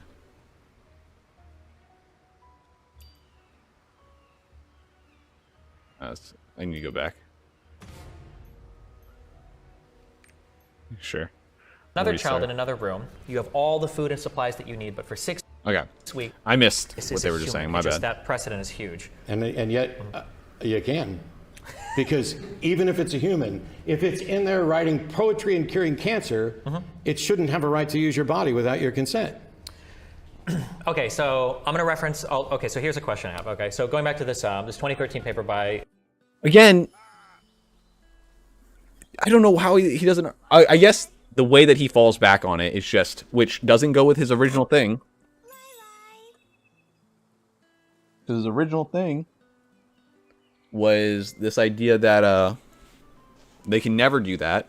But now it's like, oh, well, since pregnancy is so hard on the body and there's like huge complications that come from it and it changes your body so much, that's why I'm okay. But if it was just like raising a kid up and like doing something like that, like feeding them or something, well, then that's not too bad. Then yeah, you do have a right to their body. The Steve Wagner guy, he posits Mary's cabin. So a woman wakes up and she finds out that she is in a blizzard. She's locked in a cabin for 6 weeks and she'd just given birth to a baby. She wakes up, she looks over for everything, finds a note and it says, listen, your child is in another place and it's safe. There's another child in another room. You have all the food and supplies that you need, but for 6 weeks, you're going to be locked in this cabin, and that baby's with you. You're there. We'll let you out in 6 weeks. Everything will be okay. In 6 weeks, the police show up to the house. They plow all the snow. They open the door. Mary comes out, and they say, "Oh my goodness, we've got you. The Association of Behavioral Psychologists kidnapped you for an experiment. We're so sorry. We're going to bring you out. How are you guys doing?" And she says, "I'm doing fine." And they're like, "Well, how's the baby?" And she says, "They're not here anymore." And the question is, what happened to the baby? And she says, "Oh, well, I let the baby starve. I didn't want to feed it." I'm like, well, you had all the means and opportunity to. You were the only one that could have. The question is did she have an obligation? Oh my God, the Ling person. Fuck me, dude. The only one that could. And I feel like this is a closer analogy to pregnancy than the violin argument, because you are the only one that could provide nourishment to that child for those 6 weeks. Couldn't be any random person's kidney there. You have the ability to do it. We would have to breastfeed, right? So it's some obligation to your body to use it in a way that's like kind of natural. Breastfeeding is more natural than hooking people's kidneys up to each other. And I feel like when most people look at this, and I am relying a bit on moral intuition here, I do admit, but I'm looking at this de facto guardianship idea. I don't think most people would be comfortable saying like, well, it's not her kid, and yeah, if she really wanted to just kind of chill there and let the kid starve, it's okay because that kid doesn't have a right to her body. I think people would say, well, in that case, she's the only one that can provide it. She does have not just a moral, virtuous action, but like an actual moral duty, a moral obligation there to provide for the safety and the nourishment of that child. And you can pick that apart if you want to go. Sure, this is one I've heard before, although it's been a little while. Mm-hmm. To me, this is exactly the same as the swimming pool thing. It's just it's much easier. Yeah. So he's just going to say providing is so much more easier, but you're equating that to a massive like medical thing that happens to your body that changes your body and it's like a huge stressor on you, possibly even life-ending. And that's when you are, and you're equating it to that. In which case, well, no, they don't have the right for you to go through that. So he's already kind of budged on his idea where no one ever has a right to use your body. And it's like, well, you've budged on that. They do sometimes have a right to use your body. But now you're just saying that pregnancy outweighs that right. Like the thing that you have to go through for being pregnant just outweighs that. There is no undue burden on that person that puts them at risk. Then yes, I think they have a moral duty to do that. And to shirk that moral duty, we can hold them morally responsible. Whether or not we can hold them legally responsible is another issue. Sure. And as I said probably 5 times, I care more about the legal thing than the moral. Sure. But why does he care more? This is why, by and large, when somebody says, hey, you want to debate abortion, my 2 answers are, A, I don't care to debate the morality of it ever. Sure. And B, I'd rather it wasn't 2 dudes. Oh, shut up. Just for the optics. It doesn't matter how good either of us argument. And by the way, it's an everybody issue. This is not a woman's issue. This is not a person with a uterus issue. This is everybody's issue. But from an optics standpoint, let's be clear. I mean, we're one step removed from debating, whether or not black people and women get to vote at this point. What? Wait, what? Oh, we're getting weird here. The Maguro Captain's weapon contains great power. We have to stagger him and stop him.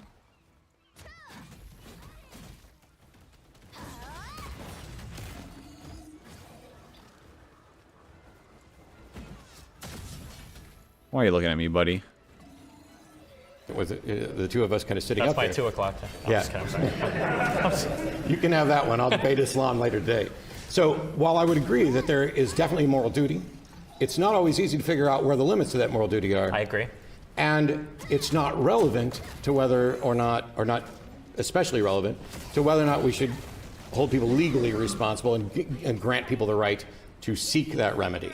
And so, yeah, the analogies of, hey, there's a baby drowning, you should probably save it. I used to use a kid standing in front of a bus and there's a bus coming, but it's coming really slowly, where even after having a triple bypass last December, I could still reach out and pull the kid in.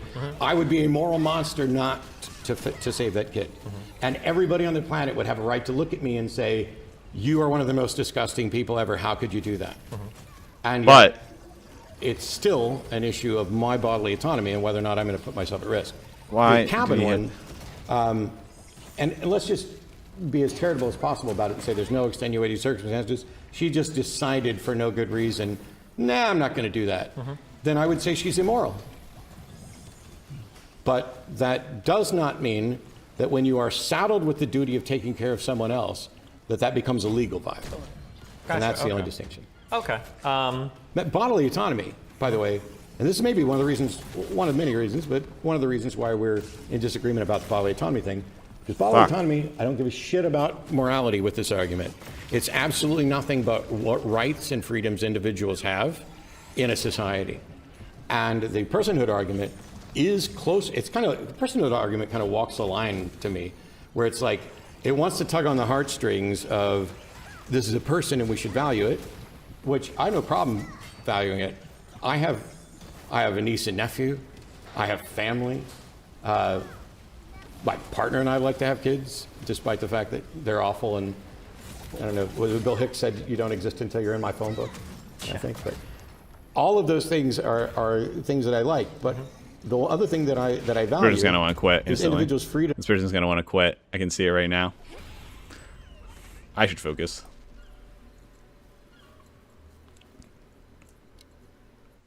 I should also maybe mention that person. Don't fucking hit them when he's beating his chest. All right, hold on. I need to focus on this. The Imperial Captain's weapon contains great power. We have to stagger him and stop him.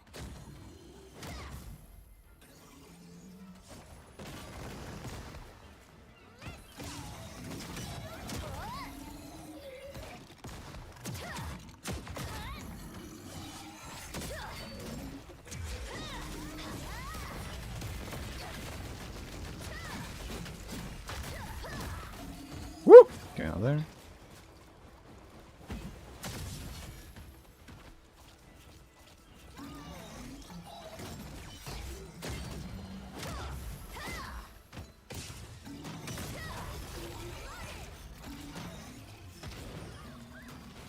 Fire is spreading. It seems safe around the Maguro Captain. Let's head there.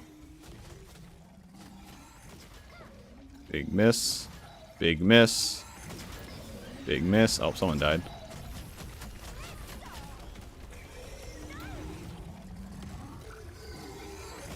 Big miss.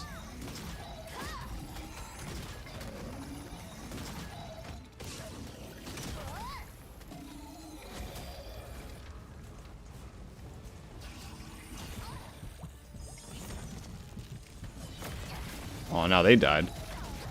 I'm gonna die.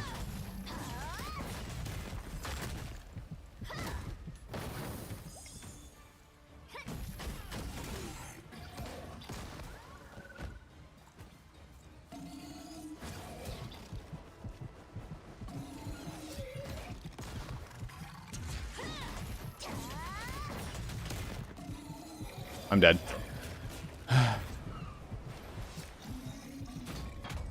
They're gonna want to quit. They're gonna quit this. Quit the raid. Call it up. Call it up, Ling. Put it in, Ling. Put it in. Yeah, that's right, Ling. Put it in. And autonomy. And when we start saying, I'm going to tell you what you can do with your body and what you can't, I have a big problem with that. And we're doing that Trash. for abortion. Say it. The question is, Say it, Ling. is the reason good enough? Is our, and once again, I'm sorry, but I'm back to the legal issue, which is the only one I really Oh, yeah. cared about. Okay. Sure. If there was a moral responsibility, does that mean we should legislate it? Because I'm not convinced. Well, if so, maybe we're a little nebulous still on the moral thing, but I think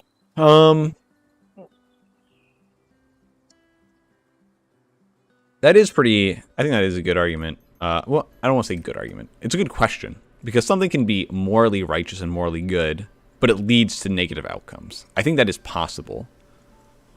that you could live in a certain world or a certain society where there is like something that would be technically morally good for you to always do this thing, but then it could like, could it crumble? Is that actually possible? Now I'm trying to think.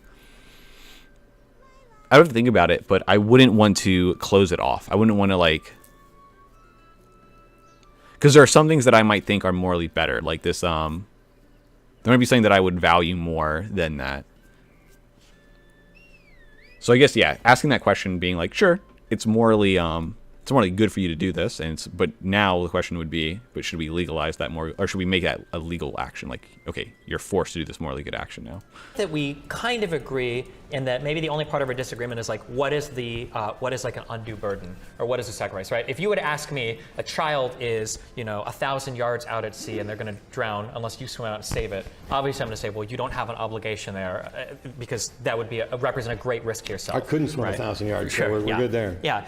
Whereas if the child like slips into the pool right next to you and you're just watching it kind of drown at the stair and you're kind of poking at it, right? It's not good, right? You obviously have an obligation there. So maybe the difference is like, well, what is the burden, and at what point is it like, well, if pregnancy lasted 3 days and then it came out happy and healthy, abortion is probably wrong. But if pregnancy lasted like 11 years, would you say that somebody who gets pregnant on day 1 now has to carry this 11-year child to term? Yeah. So maybe there's like room in the middle there for like what is like too much of a burden to value the life on the other side. I would actually, yeah, that is a good question. I would ask him that. I would ask him, okay, well, if it was easier, if we had the technology where you still have to fully give the pregnancy, you have to fully go to term, but the stressors that it causes people, the changes that it causes the body, the issues that people suffer, we can diminish. How much does it need to be diminished where you're now okay with that? Let's say that it's 9 months still, but it's 9 months like where you don't really feel anything different. It's just, it's there, but you can't really tell. At that point, would you be okay? At that point, are you okay with an abortion still? The reason why I think it's interesting to deal with the legal aspect of it, though, is I've listened to a lot of you talk about abortion, but I don't know if you're like a libertarian or anything. I have no idea. I am. There are things I agree with libertarians on. Okay. But I generally find libertarians to be largely selfish assholes. Okay, gotcha. Okay, so I guess when I'm looking at this from a broader societal perspective, I'm thinking like, well, what do I want to codify into law? It feels like for human civilization to flourish, to not just survive, to flourish. He is hitting his fucking mic all the goddamn time. There has to be some level of integration and cooperation with ourselves. And part of that integration and cooperation is entitling people to other people's resources in a way that kind of sort of violates the autonomy of a person. Like, I think it's Chris Rock had a joke where it's like you work Monday and Tuesday for the government, basically, because that's where your taxes come from. And there are ways where, the libertarian will argue the government is stealing money from you when they take it out of your paycheck. But then, my response would be, well, as part of the agreement of living in a society that's functioning and flourishing as it is, we all kind of owe part of our autonomy to that society. That no man is truly an island, and no man can truly act as an island, because there are certain types of special obligations we have, not only to the people around us, but especially to our children, to ensure that society continues to function as it does. And that's why I would say like some of those things actually do need to be legal rights. Parents should not have the right to get lazy and let their children starve. And die. You should not have the right to I guess if you consider like a fetus a human, to kill that fetus because you just want to, if you consider it a human. I think I agree with all that except for one word, and that was where you stuck in the word autonomy, where I would have put the word resources, because I don't think I have to ever give up any of my autonomy to anybody. But that is, you are. Do you not think you're giving up part of your autonomy? You can't just do what you want to do with your body when you have a child. You can't.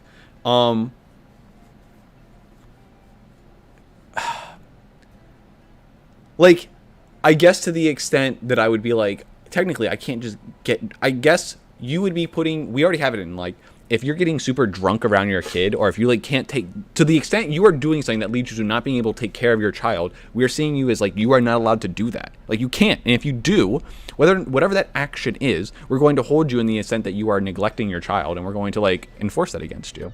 So, like, you are losing some of your autonomy. I can't even say the word autonomy.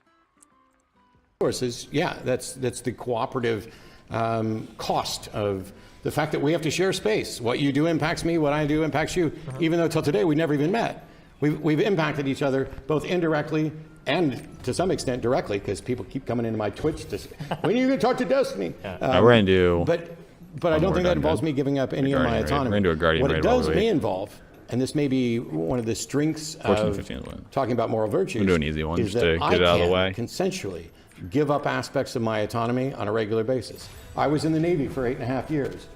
I gave up my autonomy for those 8.5 years. I was government property, and I do not have the same rights as other citizens. To some extent you do, you can fight afterwards. My buddy here is nodding at me because he was also in, but you know, you could say, this is why we run around saying, and don't get me wrong, I'm not oorah gung-ho. I did 8.5 years in the Navy, but I'm not a jingoist, and I'm not particularly fond of the military, although I don't have bad memories of it. But I definitely gave up my autonomy. But I did so voluntarily. And so when people come up and they say, thank you for your service, I laugh a little bit because my dad was in Vietnam and I was in the Gulf War, which meant I sat on an aircraft carrier, watched planes leave for 3 days and come back, bored out of my mind at no risk. And so when people say, thank you for your service, the only way it can make sense to me is that I gave up some of my autonomy and risked something, even though realistically, I was never at risk. I was not in that. There wasn't a war going on than anywhere else. But I think that's virtuous. I don't think there's a duty to give up the autonomy. Okay.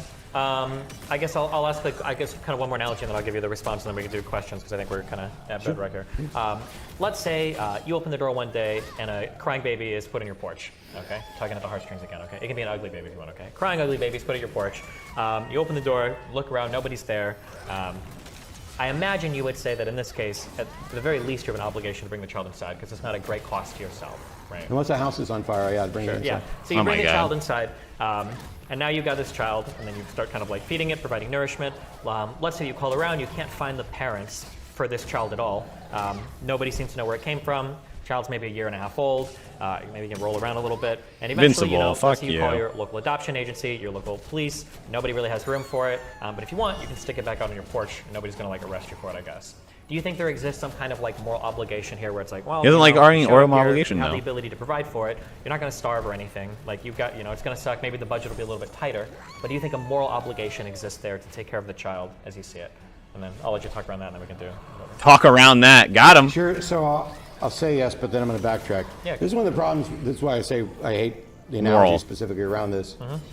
If I open my door and there's a baby on my porch, before I touch it or anything else, I'm calling 911. Sure. And I'm not going to feed it because I don't know what that baby's dietary restrictions Oh, shut up. Or what it might be allergic to. That could be irresponsible. Come on. This is what I mean. I hate this shit. It's like, you know what he's getting at. Stop. You understand what he's doing. Don't try and be like, oh, well, actually, I'm not going to do that because that'd be actually even more irresponsible of me. I'd be an even worse person if I did that. It's like, come on, dude. Come on. Ah, that actually triggers me. Where's this person going? Where's this person going? Woo! Only 900,000. Fuck me, dude.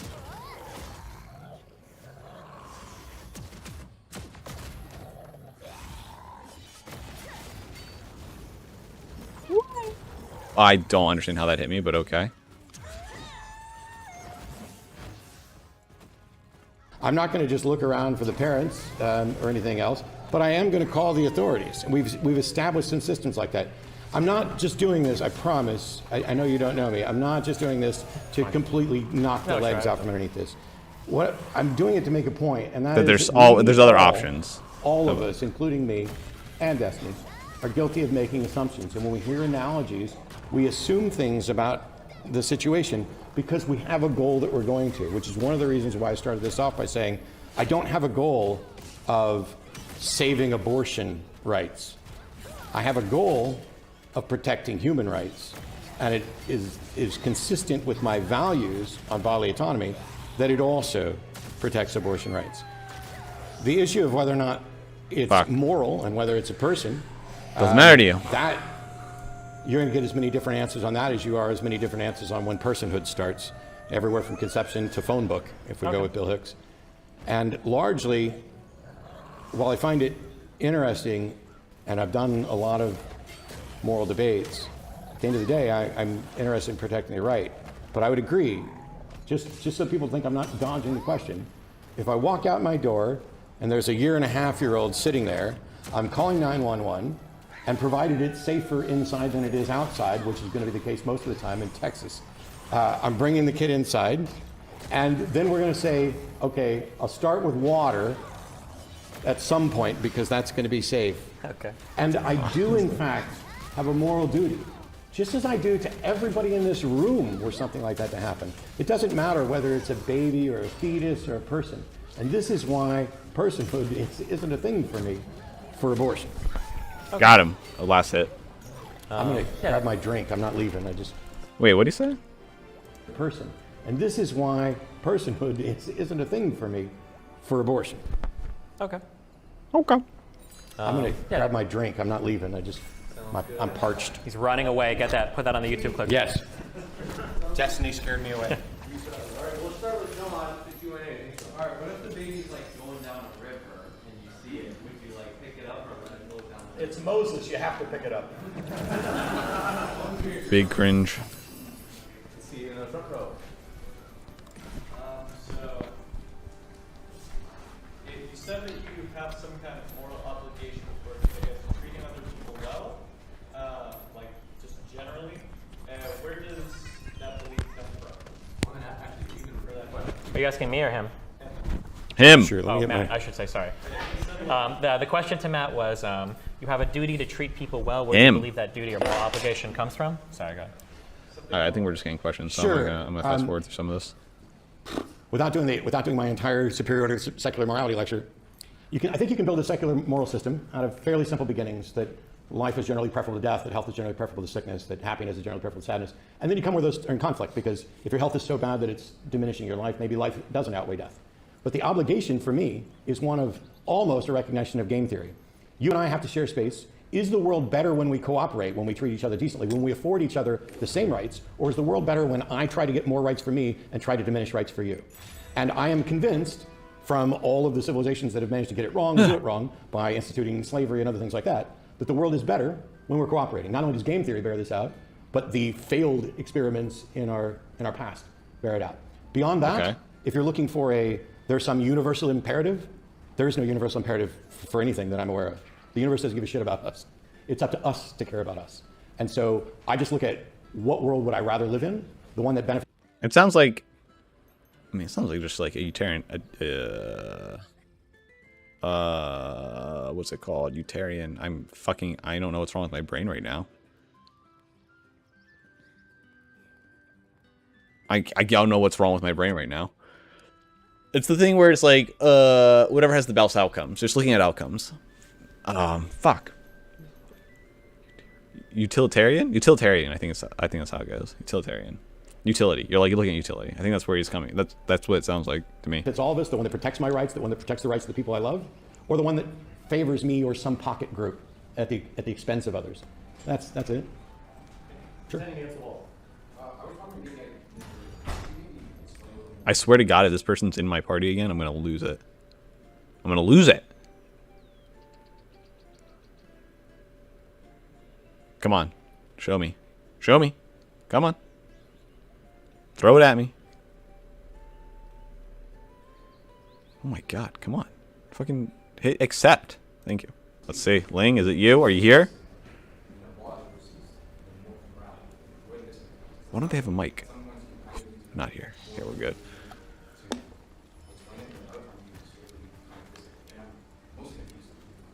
Sure. So the question was, can I clarify more my distinction between legal rights and then moral obligations and duties, and how?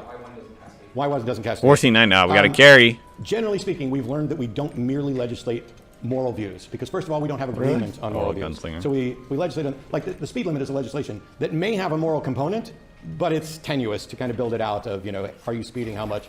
What is immoral about doing 56 into 55? You perhaps increase the risk. You could make a moral argument down there. But that's not normally what we mean when we talk about moral arguments for laws. When we talk about moral arguments for laws is, hey, I don't want you to steal my stuff. I think stealing is wrong, so we'll make a law about it. I don't want you to violate your trust with me in our marriage contract, so we make a law against it. But we found out that was a really bad one. Adultery laws do exist, and some of them still exist in the books, but they're no longer enforceable. And while I would hope that everybody would consider adultery to be immoral, I'm not talking about polyamory, or that's not adultery. That's consensual relationships. But violating your trust and cheating on someone, I would hope we would agree that was immoral. But it shouldn't be illegal, because it doesn't benefit society in a good way to make it illegal, and it causes a bunch of harm. I don't know how you could say it doesn't harm society. Because the whole idea of what he just said is like, you should be nice to people, you should be good to people, and that creates a better society overall. That means that the opposite, not doing that, would necessarily like means that it leads to harm for society. So if you are harming society in your actions, why shouldn't it be like legislated in such a way as like, well, no, there are some things that we are going to legislate and be like, okay, well, you can't do this thing. I don't know why he doesn't think that should be illegal then. Again, he's probably just going to come at it and say, well, if we make it illegal, these are the negative things that come from it because he's a utilitarian. He's a utilitarian. Utilitarian. That's what it sounds like it always comes down to. So he would just argue that if we make a law about it, there's going to be a bunch of like bad shit that now we have to like investigate people's like relationships and shit. And keep track of that. And it's just like too much to keep track of, and it's just gonna lead to more hardships. In which case, it's not actually doing the better thing. Okay, then you could say that, but that's still it's the same argument though. Great power. And so when I talk about what you should have the right to do, what you should have the right to do, and what you ought to do from a moral perspective, are often two different things. But for some things, those moral things are so egregious that we make them illegal, which is what a lot of people are trying to do with abortion, because they view it as a moral evil, and so they want it outlawed. I don't view it as a moral evil. 90%, 93% of the damage. Matter of fact, I would consider Never it even more do good in anything. many cases. Sure. Wait, what? Did he just say it would be a... Say it again? But for some things, those moral things are so egregious that we make them illegal, which is what a lot of people are trying to do with abortion, because they view it as a moral evil, and so they want it outlawed.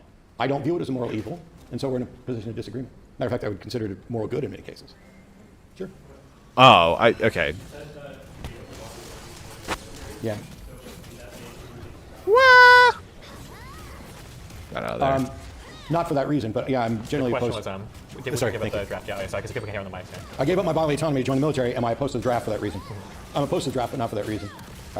Just like, and boy, I shouldn't even do this, but I'm opposed to the death penalty, but not for any principled reason, but because the system doesn't warrant it.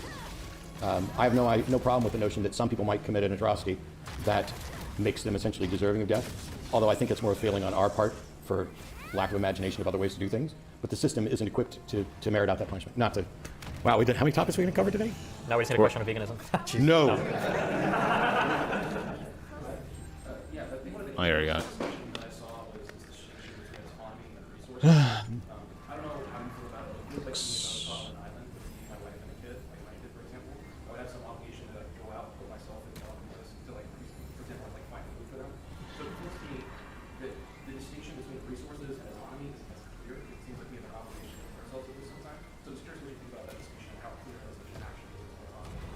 Does your wife have an obligation to go out and gather resources for you? The one who's more capable. Why would it matter whether you're capable as to whether or not?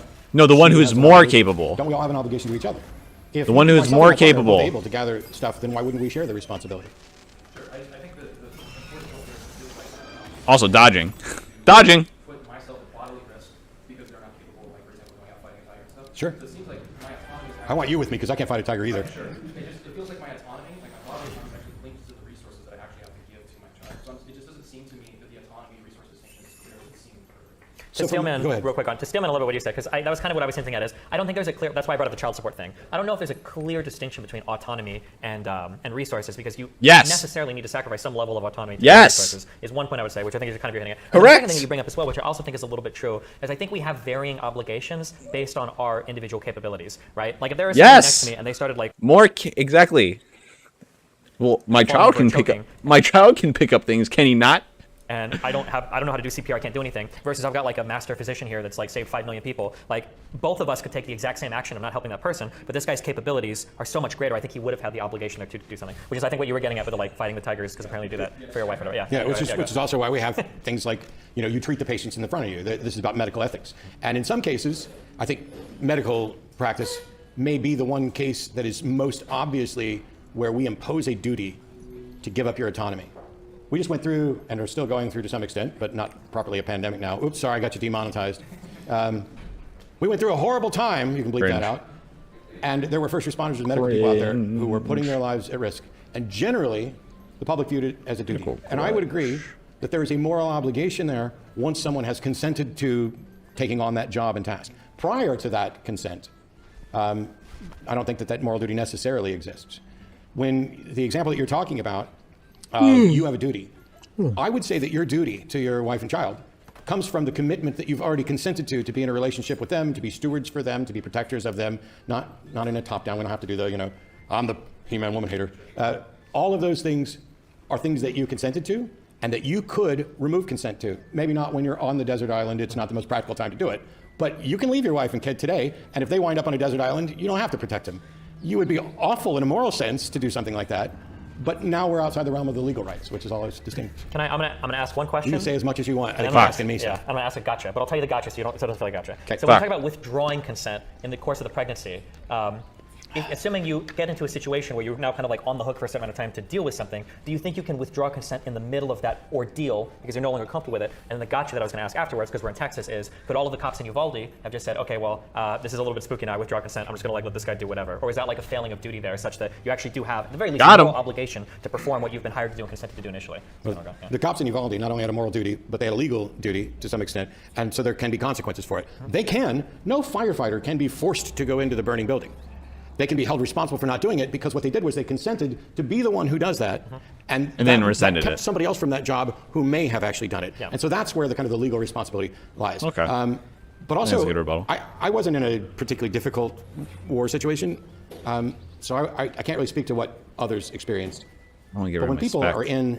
are under fire like that, whether it's firefighting, police duty, military, you don't know what you can do till you've been tested. And by and large, we have evaluated those things and we're trying to get better at it. But from the standpoint Yeah, I of don't moral need duty, this. I if you need committed to something, swiftness. then you have that moral duty until such time as you can reasonably withdraw from the situation. You can't just say, I'm going to be in the Navy during peacetime and then run away as soon as, or in an army, which is actually more running away, swimming away in the Navy. Yeah, so there's a responsibility. The first part of your question, though, I forgot. Just the withdrawing consent basically in the middle of an ordeal, essentially, which you're kind of got around to. So. Yeah. Okay. I need that my curse doll. Don't worry, I'm not going to press you on your house indifference towards the I don't want to get rid of my spec. Okay, So. thank you. I appreciate that. Wait, are you not a vegan either? No, no. See, I would have never said it like that, so you guys go after him today. Well, it's funny because there are two arguments I don't do on my stream. When somebody calls in for abortion or veganism, I hang up. So. Let's do them both today. Okay. Anyway, sorry, you were saying go ahead. Oh wait, but if I give this, I'm fucked. I'm losing a lot of attack speed, but I'm getting a lot of spec. Ah, it's only 2%. once the fetus is conscious, it gets like a little more value, but then when it has like self-consciousness, like the concept of itself is like a It's 10%. So the question is about like why do you give why is there a binary value for humans versus like a sliding scale? I'll There keep a hold of it probably just to is see a if I sort wanna of go sliding back to it. scale, but it happens after a binary switch. So like for instance, there's going to be like certain types of people will have more moral value than others, like Democrats versus Republicans. Just kidding. But like within that scope of things, they're all still people, right? So like there might be like the worst type of person versus the best type of person in terms of maybe moral. Like if you could only save one person from a burning building, and one is like a 79-year-old man on the verge of death, and the other is like a 32-year-old world famous cardiologist that saved, right? You're probably going to save the heart surgeon, right? But if you could save either of those people or a dog, if it's not your dog, you should probably opt for the humans, right? So there can be like a sliding scale, but It's gonna not be in your that dog. You category even already gave of, like, it. human valuation, and then from there maybe you can rank people if that is what you so wish to do. Yeah. I want to, let me kind of, Uh-oh. I can't come up with a gotcha? Go ahead. All right. Yep. It's not that much of a gotcha. Do it. It's just genuine curiosity. What because is it? Dawkins and I ever got to this. And What that is it? let's assume that we toss out the bodily autonomy argument, and we're going to go with personhood, Okay. which we didn't spend as much time on how awful I think the personhood argument is, but I mainly wish we because I think could. it's completely intractable. So whether or not there's a sliding scale, there's a switch at some point. What is It's completely retractable. I'm assuming he's saying that we can't that since it is a like philosophical thing that we have to determine at some point is something that we can always like take back. So what we consider a person today might not be what we consider a person tomorrow. I think that's what he means by that. That's almost certainly what he means. I don't know why that matters when he's coming at it from a sense of like, well, I'm choosing something that I value. That what I value can change from day to day. Your values can change. So I don't see why, like currently you might value this idea of like, oh, well, I want to have this system that does these things. But like tomorrow you might value something that gives you a different system. So that's also retractable. If that's what he meant. If that is what he meant, then I don't see how that doesn't follow for his own thing. that switch, and how do you decide what that switch is? Is it heartbeat? Is it brain function? Yeah, so- is it viability? Okay, we're answering one of the hardest questions of all of human existence, right? But essentially, I think that when we talk about hurting something, usually we're talking about hurting okay, I'm about to use a lot of weird words, but we're hurting something that knows what it's like to be something, right? I think that when we're doing harm, we're looking at things that are having a conscious experience, that is having an experience that we would consider non-preferable, a harmed experience, basically. So when we look at like all of humans and how we treat humans, I think we're generally valuing the conscious experience. If I could show you a human being and I could like cut off its arm, is it still a human? Cut off its other arm, cut off its leg, give it a fake heart. But as soon as we start to like swap out the brain, it seems like something is fundamentally changed. Or if I've got a person in bed and it's like, oh my God, he's going to be on bypass forever. It's like, well, okay. Oh no, we've got to put him on like a heart machine forever. Oh, okay. Oh no, he's in a coma forever and he's never going to wake up. Oh, well, maybe we pull the plug if there's like no brain activity. So if I'm looking at the end of life, and it seems like brain activity is a pretty clear indicator for once the brain stops being able to deploy that consciousness, once that's gone, the thing that we really care about is gone. We don't really care about the body, we really care about that experience. So then I go to the beginning and I go, okay, well, about when does that conscious experience start? Because before that conscious experience has started, there's really nothing to speak of that's being harmed. There might be like the body of a fetus, or there might be like a potential life, but if you call it a potential life, it's because it's not life yet, so it obviously doesn't have the same endowments of rights and everything. So before that conscious experience starts, which for what I've read is around 20 to 24 weeks, is when all the parts of the brain are formed and are communicating with each other to have that conscious experience. But before then, These people are there's just doing nothing the chicken really to dance speak here. of that's being harmed. If you abort something that's 8 weeks old, you're like, oh my God, you killed it. Killed what? What was harm? What experienced like suffering? Because there's nothing there for it to even have that experience. A heartbeat doesn't get you that experience. Nothing but that conscious experience that the brain is capable of deploying can. Sorry, that's a word answer. But That's right. Yeah, go ahead. the conscious experience that you're talking about, you specifically said, this is just the way my brain Yeah, go goes, for it, and yeah. I'm pretty sure we both do it a little bit. When you talk about you're not hurting anything that knows what it's like to be anything, to me, there's a distinction between can experience pain, which would be rudimentary brain function prior to that. Yeah. But the actual conception of what it's like to be something, I'm not convinced that's anywhere near 24 months.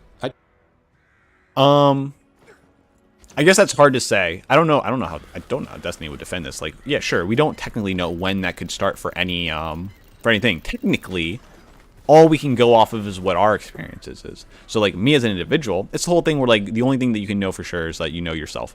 That you are an actual individual person that has thought, that has independent thought and all that shit. Everyone else could be, you have no idea if they're having an actual experience. Because you can't, you can't. It's something that is only within you. So you kind of have to use like, what is it? Inductive, deductive? You have to just assume. You have to just be like, okay, well, I have this. These are the parts of the brain that are being used when we determine that, and it seems to only be happening within humans. So if a human has these functioning things that we equate this to, then we have to assume and act as if they have a conscious experience. Whoop. Because that's all we can really go off of. I need to get my conviction stuff because I'm noticing a vast difference in damage. And I should get adrenaline too. Woo!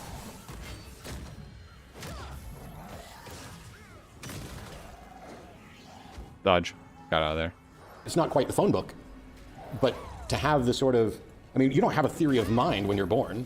You are an automaton, pretty much, that is functioning and still wiring brains together. It's not like a baby knows what it's like to be a baby, even if it was born an hour ago. Yeah, maybe. That's why I said it's hard, because that's why I said it's getting at the meat of like what that's like the. I just want to clarify whether you're no, like yeah, for sure. 24 like, weeks like, is the like switch. at 24 weeks, like this is like a fully fledged like. But that's like the safest answer. I think 20 to 24 weeks is probably the earliest part where you can say like at this part now we have to start asking questions. But then Yeah. like For the says, record- there's a lot of other things where it's like does a baby recognize a reflection in the mirror and all this stuff. There's like different ways your conscious grows like as you grow older, of course. But, Yep. But for the record, despite the fact that I'm still going with bodily autonomy, I do agree that when we're talking, I was kind of okay with abortion laws where they were. That by and large, once we reach a certain point, I think that the responsibility the individual takes on increases. At no point does that responsibility ever reach the case where you can force them to remain Legal pregnant against their will. It's a legal obligation. But, you know, it's like, you had time. Now we've crossed a point where our moral assessment of you is far worse than it would have been. And then, you know, if you have an abortion at 3 weeks, I don't even know how you knew you were pregnant most of the time, but it's not like, I don't care if you did it because that's what you decided your form of birth control is.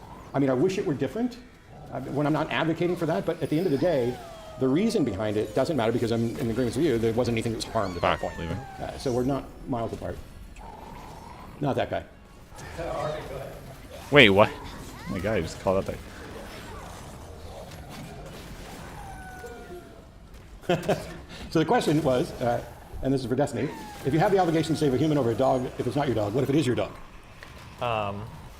giving a serious answer, you should always opt for the humans. Yeah, you should always pick the human. You should.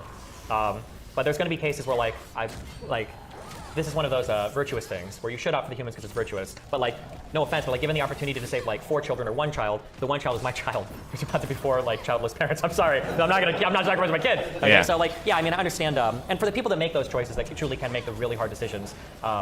Like man, what like those heartbreaking decisions where parents pull their child off of child support to donate organs to like other children and stuff. Like it's amazing when people do that. But there are going to be a lot of times where Matt is kind of talking about this. We both talk about it. There are times where like morally this is what ought to happen, and you should do it. But like man, it's really hard to judge. You know that the father that stepped out and shot and killed the dude that I think raped his daughter as he was like walking up to the courthouse. Like shouldn't do that. Very bad, and I don't support it. But like, am I going to blame the guy for it? Like, geez, I don't know. That's a hard one. There's a reason why we appeal to like these third-party structures in society, and we entrust in them so much power, and we really sacrifice like parts of our decision-making autonomy to them because we trust them to hold us accountable, right? Like if somebody, I don't want to live in a society where I have the right to like seek vengeance against somebody that hurts my child. Fuck. But like if somebody hurt my child, I would seek vengeance against that, right? But I don't want a society built around that being an Yeah. okay thing, you know? If that makes sense, you know? So basically, dogs. Yeah. Sorry, oh, he's doing it. I was pointing at somebody. Sorry, go ahead. So every year since 2015, there's been more black children aborted in New York City. Oh my god. Born. How do you think that sheer volume of human flesh and life that's destroyed should not be something that's suppressed in society? Just like totally as small as $20, something like that. Well, they don't think it's a life, dude. They don't think The it's question had to do human with there are like lots of black babies being aborted in New York. Yeah, the sheer volume. Yeah, the sheer volume. To a point where there's More aborted babies than delivered babies. What? black aborted. I mean, I imagine if you really hate single-parent households, isn't that a plus for you? Like, because you're avoiding a lot of that, aren't you? Like a lot of people would point to like parts of the crime wave. he's trying to or parts meme. of, I like, don't know if the that's good decrease right in now. crime in the United States has partially been due to people being able to exercise greater reproductive rights in their households, and I mean that's part of it. The question, I don't think the question is meaningful unless you get into the personhood debate, because like, if you think that, like you said, like if you think that He's not a person. well, no, I'm saying like if you think that abortion is murdering babies, then I mean you should be outraged. But if you don't think it's killing babies, then who cares? Yeah, but biting your nail, biting your fingers is destruction of human flesh. That saying doesn't mean anything, right? You're gonna answer it. Oh, I won't talk to him. Oh, okay. Sorry. Oh, They don't pay me enough to talk to him. Okay, got it. James, what am I gonna pay for that? wait, what? Did I keep going? Yeah, that guy was fucking crazy. Ultimate trolley problem. The Do Judith you Thompson, the hate lady them? that wrote that violin argument paper, she actually was the one that started that trolley problem. That was her original thing at the end. Do you generally hate trolley problems anywhere near as much as I do? No. They're okay. It's a good I guess you foundation for wouldn't know. conversation. There's Cyanide and Happiness did like a board game of the trolley problems, Oh, okay. which I wish was better. Okay. The art's good, but the game is not good enough. I have tons of. Oh, damn. Yes, go ahead. Okay, dude.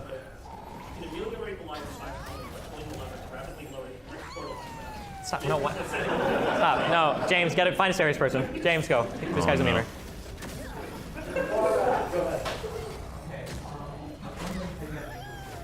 Fuck me.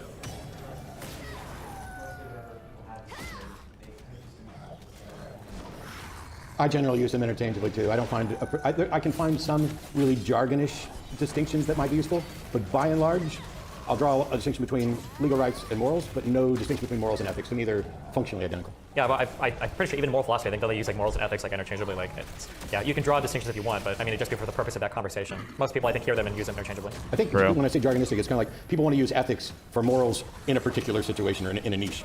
Maybe, But sure, yeah. it doesn't. I don't get any value out of it. Wow. One up front. One over there. Fuck. Well, I shouldn't have switched there. Fucking me. Fuck.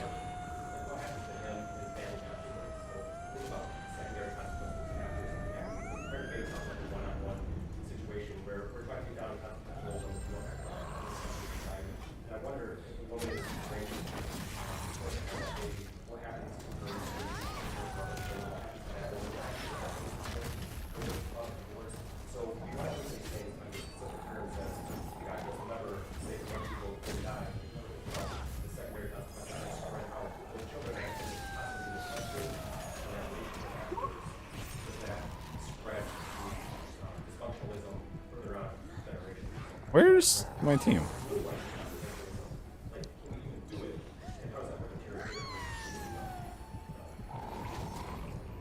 Is that for me or for Matt? Fuck. So the question was about getting to consequentialism and the oversimplification of trolley problems and even the discussions about abortion where it doesn't take into other factors into account, like her taking care of the rest of her children or whatever else. How do we get to that consequences, right? Ah.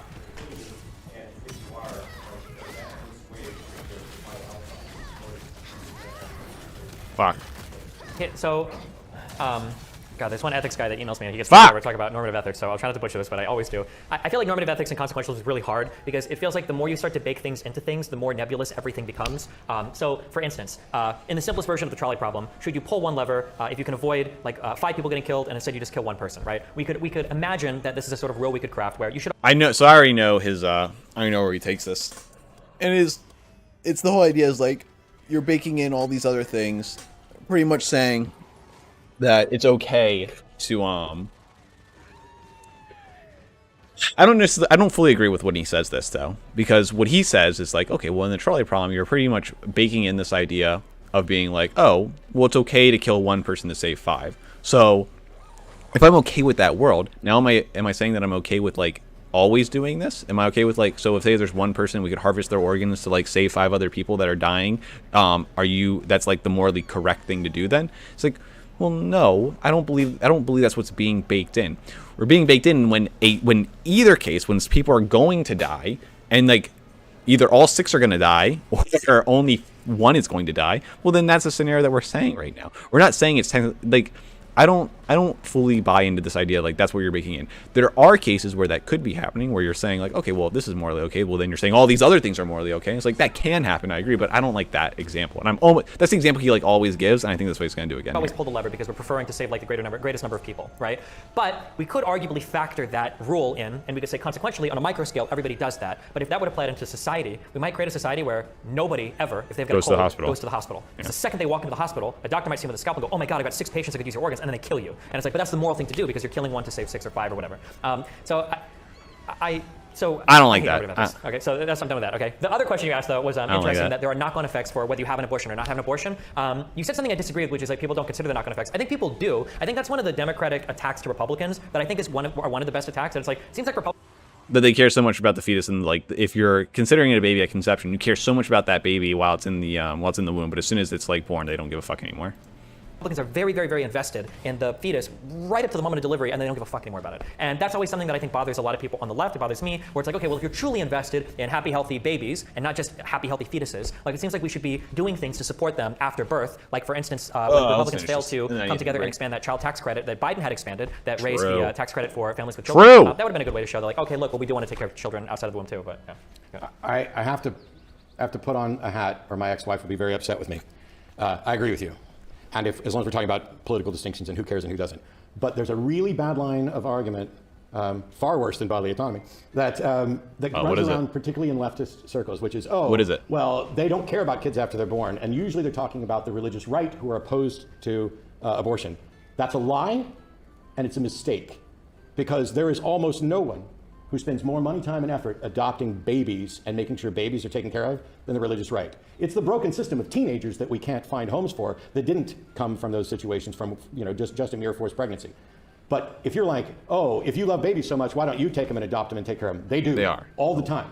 There's not even enough of them. There are no babies in the system functionally, apart from really special cases. By and large, there's a waiting list for babies. And so no matter what your view is on abortion, if you're going to talk about this, we all have a duty to make sure we're not misrepresenting. I'm curious. I would be curious of that because I hear that a lot. Their position.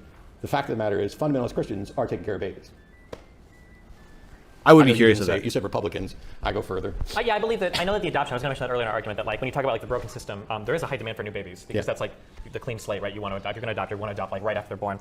True. It's the new car. It's not somebody else's problem. Sure. That's how they look at it. But I mean, there are like single moms that don't want to give their children up for adoption after they have them, and it seems like people are a bit reticent to support the struggling families, or at least on the right it feels that way. But that's a whole other kind of political conversation, I guess. Yeah. More in-person questions. Okay, I do have one from online. It's for both of you actually. Uh-oh. It said, for both, but mainly Destiny, if a fetus has no moral worth until it is sentient, can a mom drink while pregnant? You say there is no reason to value potential, so you can't argue for future harm to the fetus. I haven't resolved this actually. There's an interesting. I didn't understand what he said. Oh man! At one point in time, what did he say? Harm to the fetus. I haven't resolved this actually. There's an interesting. I didn't hear the question. At least on the right it feels that way, but that's a whole other kind of political. Destiny, if a fetus has no moral worth until it is sentient, can a mom drink while pregnant? You say that. Oh, that is. Oh. 100%. 100% once it's born, you're doing harm to it. So like once you're past the certain threshold where you're pregnant, and so 100% after like the first trimester, if you drink, he would say that you're doing harm to an actual person at that point, someone who can experience pain and has a sentient experience. If you come at it from where you don't care about, and he's coming from it where, well, it's not a person yet, it can't experience anything, so I don't care that it's potentially going to turn into something. That means technically you should be allowed to do as much harm to it as you quote unquote harm, until it reaches that point, because you don't care that it's going to turn into something. It isn't that thing yet that we care about. In that case, is it okay for someone to fuck up their body or do things to their body while they're pregnant before that threshold, before they're at that time? I haven't heard him talk about this. And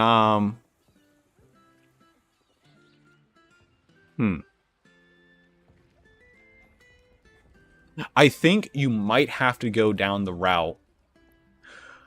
Yeah, I think you would have to go down the route where if you are unsure of what you are going to do, you are still in the scenario where you are going to take on that responsibility.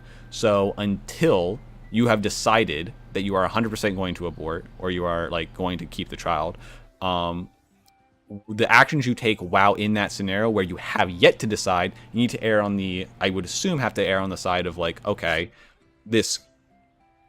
err on the side of like me taking care of the child. I assume that's what you would have to do. But if you were going to abort, then yeah, it wouldn't matter. If you're going to abort prior, then it doesn't matter. But since Destiny always comes at it that the potential does not matter, and I haven't fully bought into that argument where potential doesn't fully matter. You get into an issue is like, well, how far back to potential are we talking here? Because technically you have the potential to like hook up with someone and like, okay, well then you meeting up, is that when that potential starts? When that like click feels, when you like want to have sex with someone, is that when the potential starts? So that's a little weird. So yeah, currently I would personally have to err on the side of like, until you decide what you're going to do, you have to err on the side of that you are going to have it. So therefore you couldn't do it. But since Destiny doesn't believe in potential, what would he say to that?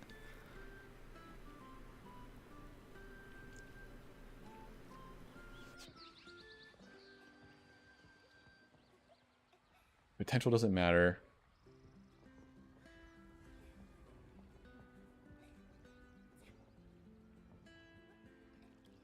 I feel like he would err on the side of like saying like until you've made a decision, but if he's sticking to what he's actually feels, maybe he has to think about it more. But if he's sticking to what he actually says or actually like what his stance is, well then technically you don't care about the potential of something, so therefore you would you should be okay with it. There is no reason to value potential, so you can't argue for future harm to the fetus.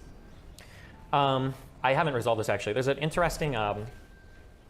Oh man, at one point in time, I said that you have to avoid future harms, and somebody, I don't remember who it was, somebody emailed me a really great objection to this, that like when you start factoring in future harms, there's a whole bunch of like really bizarre things that could be constructed morally out of that obligation. But I don't know the correct moral answer to that. Like if I stand at the top of a building and I get ready to drop a piano and I know somebody's going to walk there in 10 minutes, but then I drop it and it takes 10 minutes to fall, like was it immoral if they weren't there yet? I just don't have a good answer to that. That gets into weird. I mean, my intuition tells me that like if you're pregnant and you want to carry the fetus to term, obviously you shouldn't be doing things to harm that fetus. But I'm actually not, I don't know morally how you actually reason your way there. I don't actually know. I'm not sure. I didn't think about that one a lot. Yeah. Future harms is a weird one. Damn. You know, I don't even disagree. Other than to say, I suppose if she knew she was going the next day to get an abortion, yeah, have a drink. Yeah, of course, yeah. Otherwise, don't. But and that feels like that feels unsatisfactory though. That does feel like the easy answer. To just be like, okay, we'll just treat it as if whether or not like if you know you're pregnant, you should treat it. You should be acting in the sense of whether or not you're going to keep it or not. So like if your plan is to keep it, then you should be acting that way. If your plan is to not to keep it, then it's okay for you to act that way. Sure, that could, but then you get into situations like, okay, well, let's say that my plan is to abort, so therefore I'm going to drink, I don't care. But then something changes, like, okay, well, never mind, now you should be held responsible for the fact that you did that. That is hard. That is rough. Okay. Well, that covers that. How much time is that? How much time was that? That was almost 2 hours. Fuck. I'm gonna stop it here for now. I need to go do other shit. But yeah, that was pretty decent. That was a pretty decent thing. It would have been interesting to hear his objections to the personhood argument. I would have liked to see that. Because the only one that he technically brought up there at the end was just that it's retractable. And again, my assumption, him saying that, is that it's like something that can change the next day. Like what we consider a person is dictated by society, but I don't know how that doesn't go against his argument or how he goes, where it's like, okay, well, we value these things and we want to make, we are coming at it from like, these are the rights that we should have. You have the right to do these things. And then we're going to like specifically pick the things that we stop and choose. And like, well, that reason why you're going to stop someone to do something is going to change throughout society as well. So I don't know how that's not retractable as well, but no, okay. So yeah, that was pretty cool.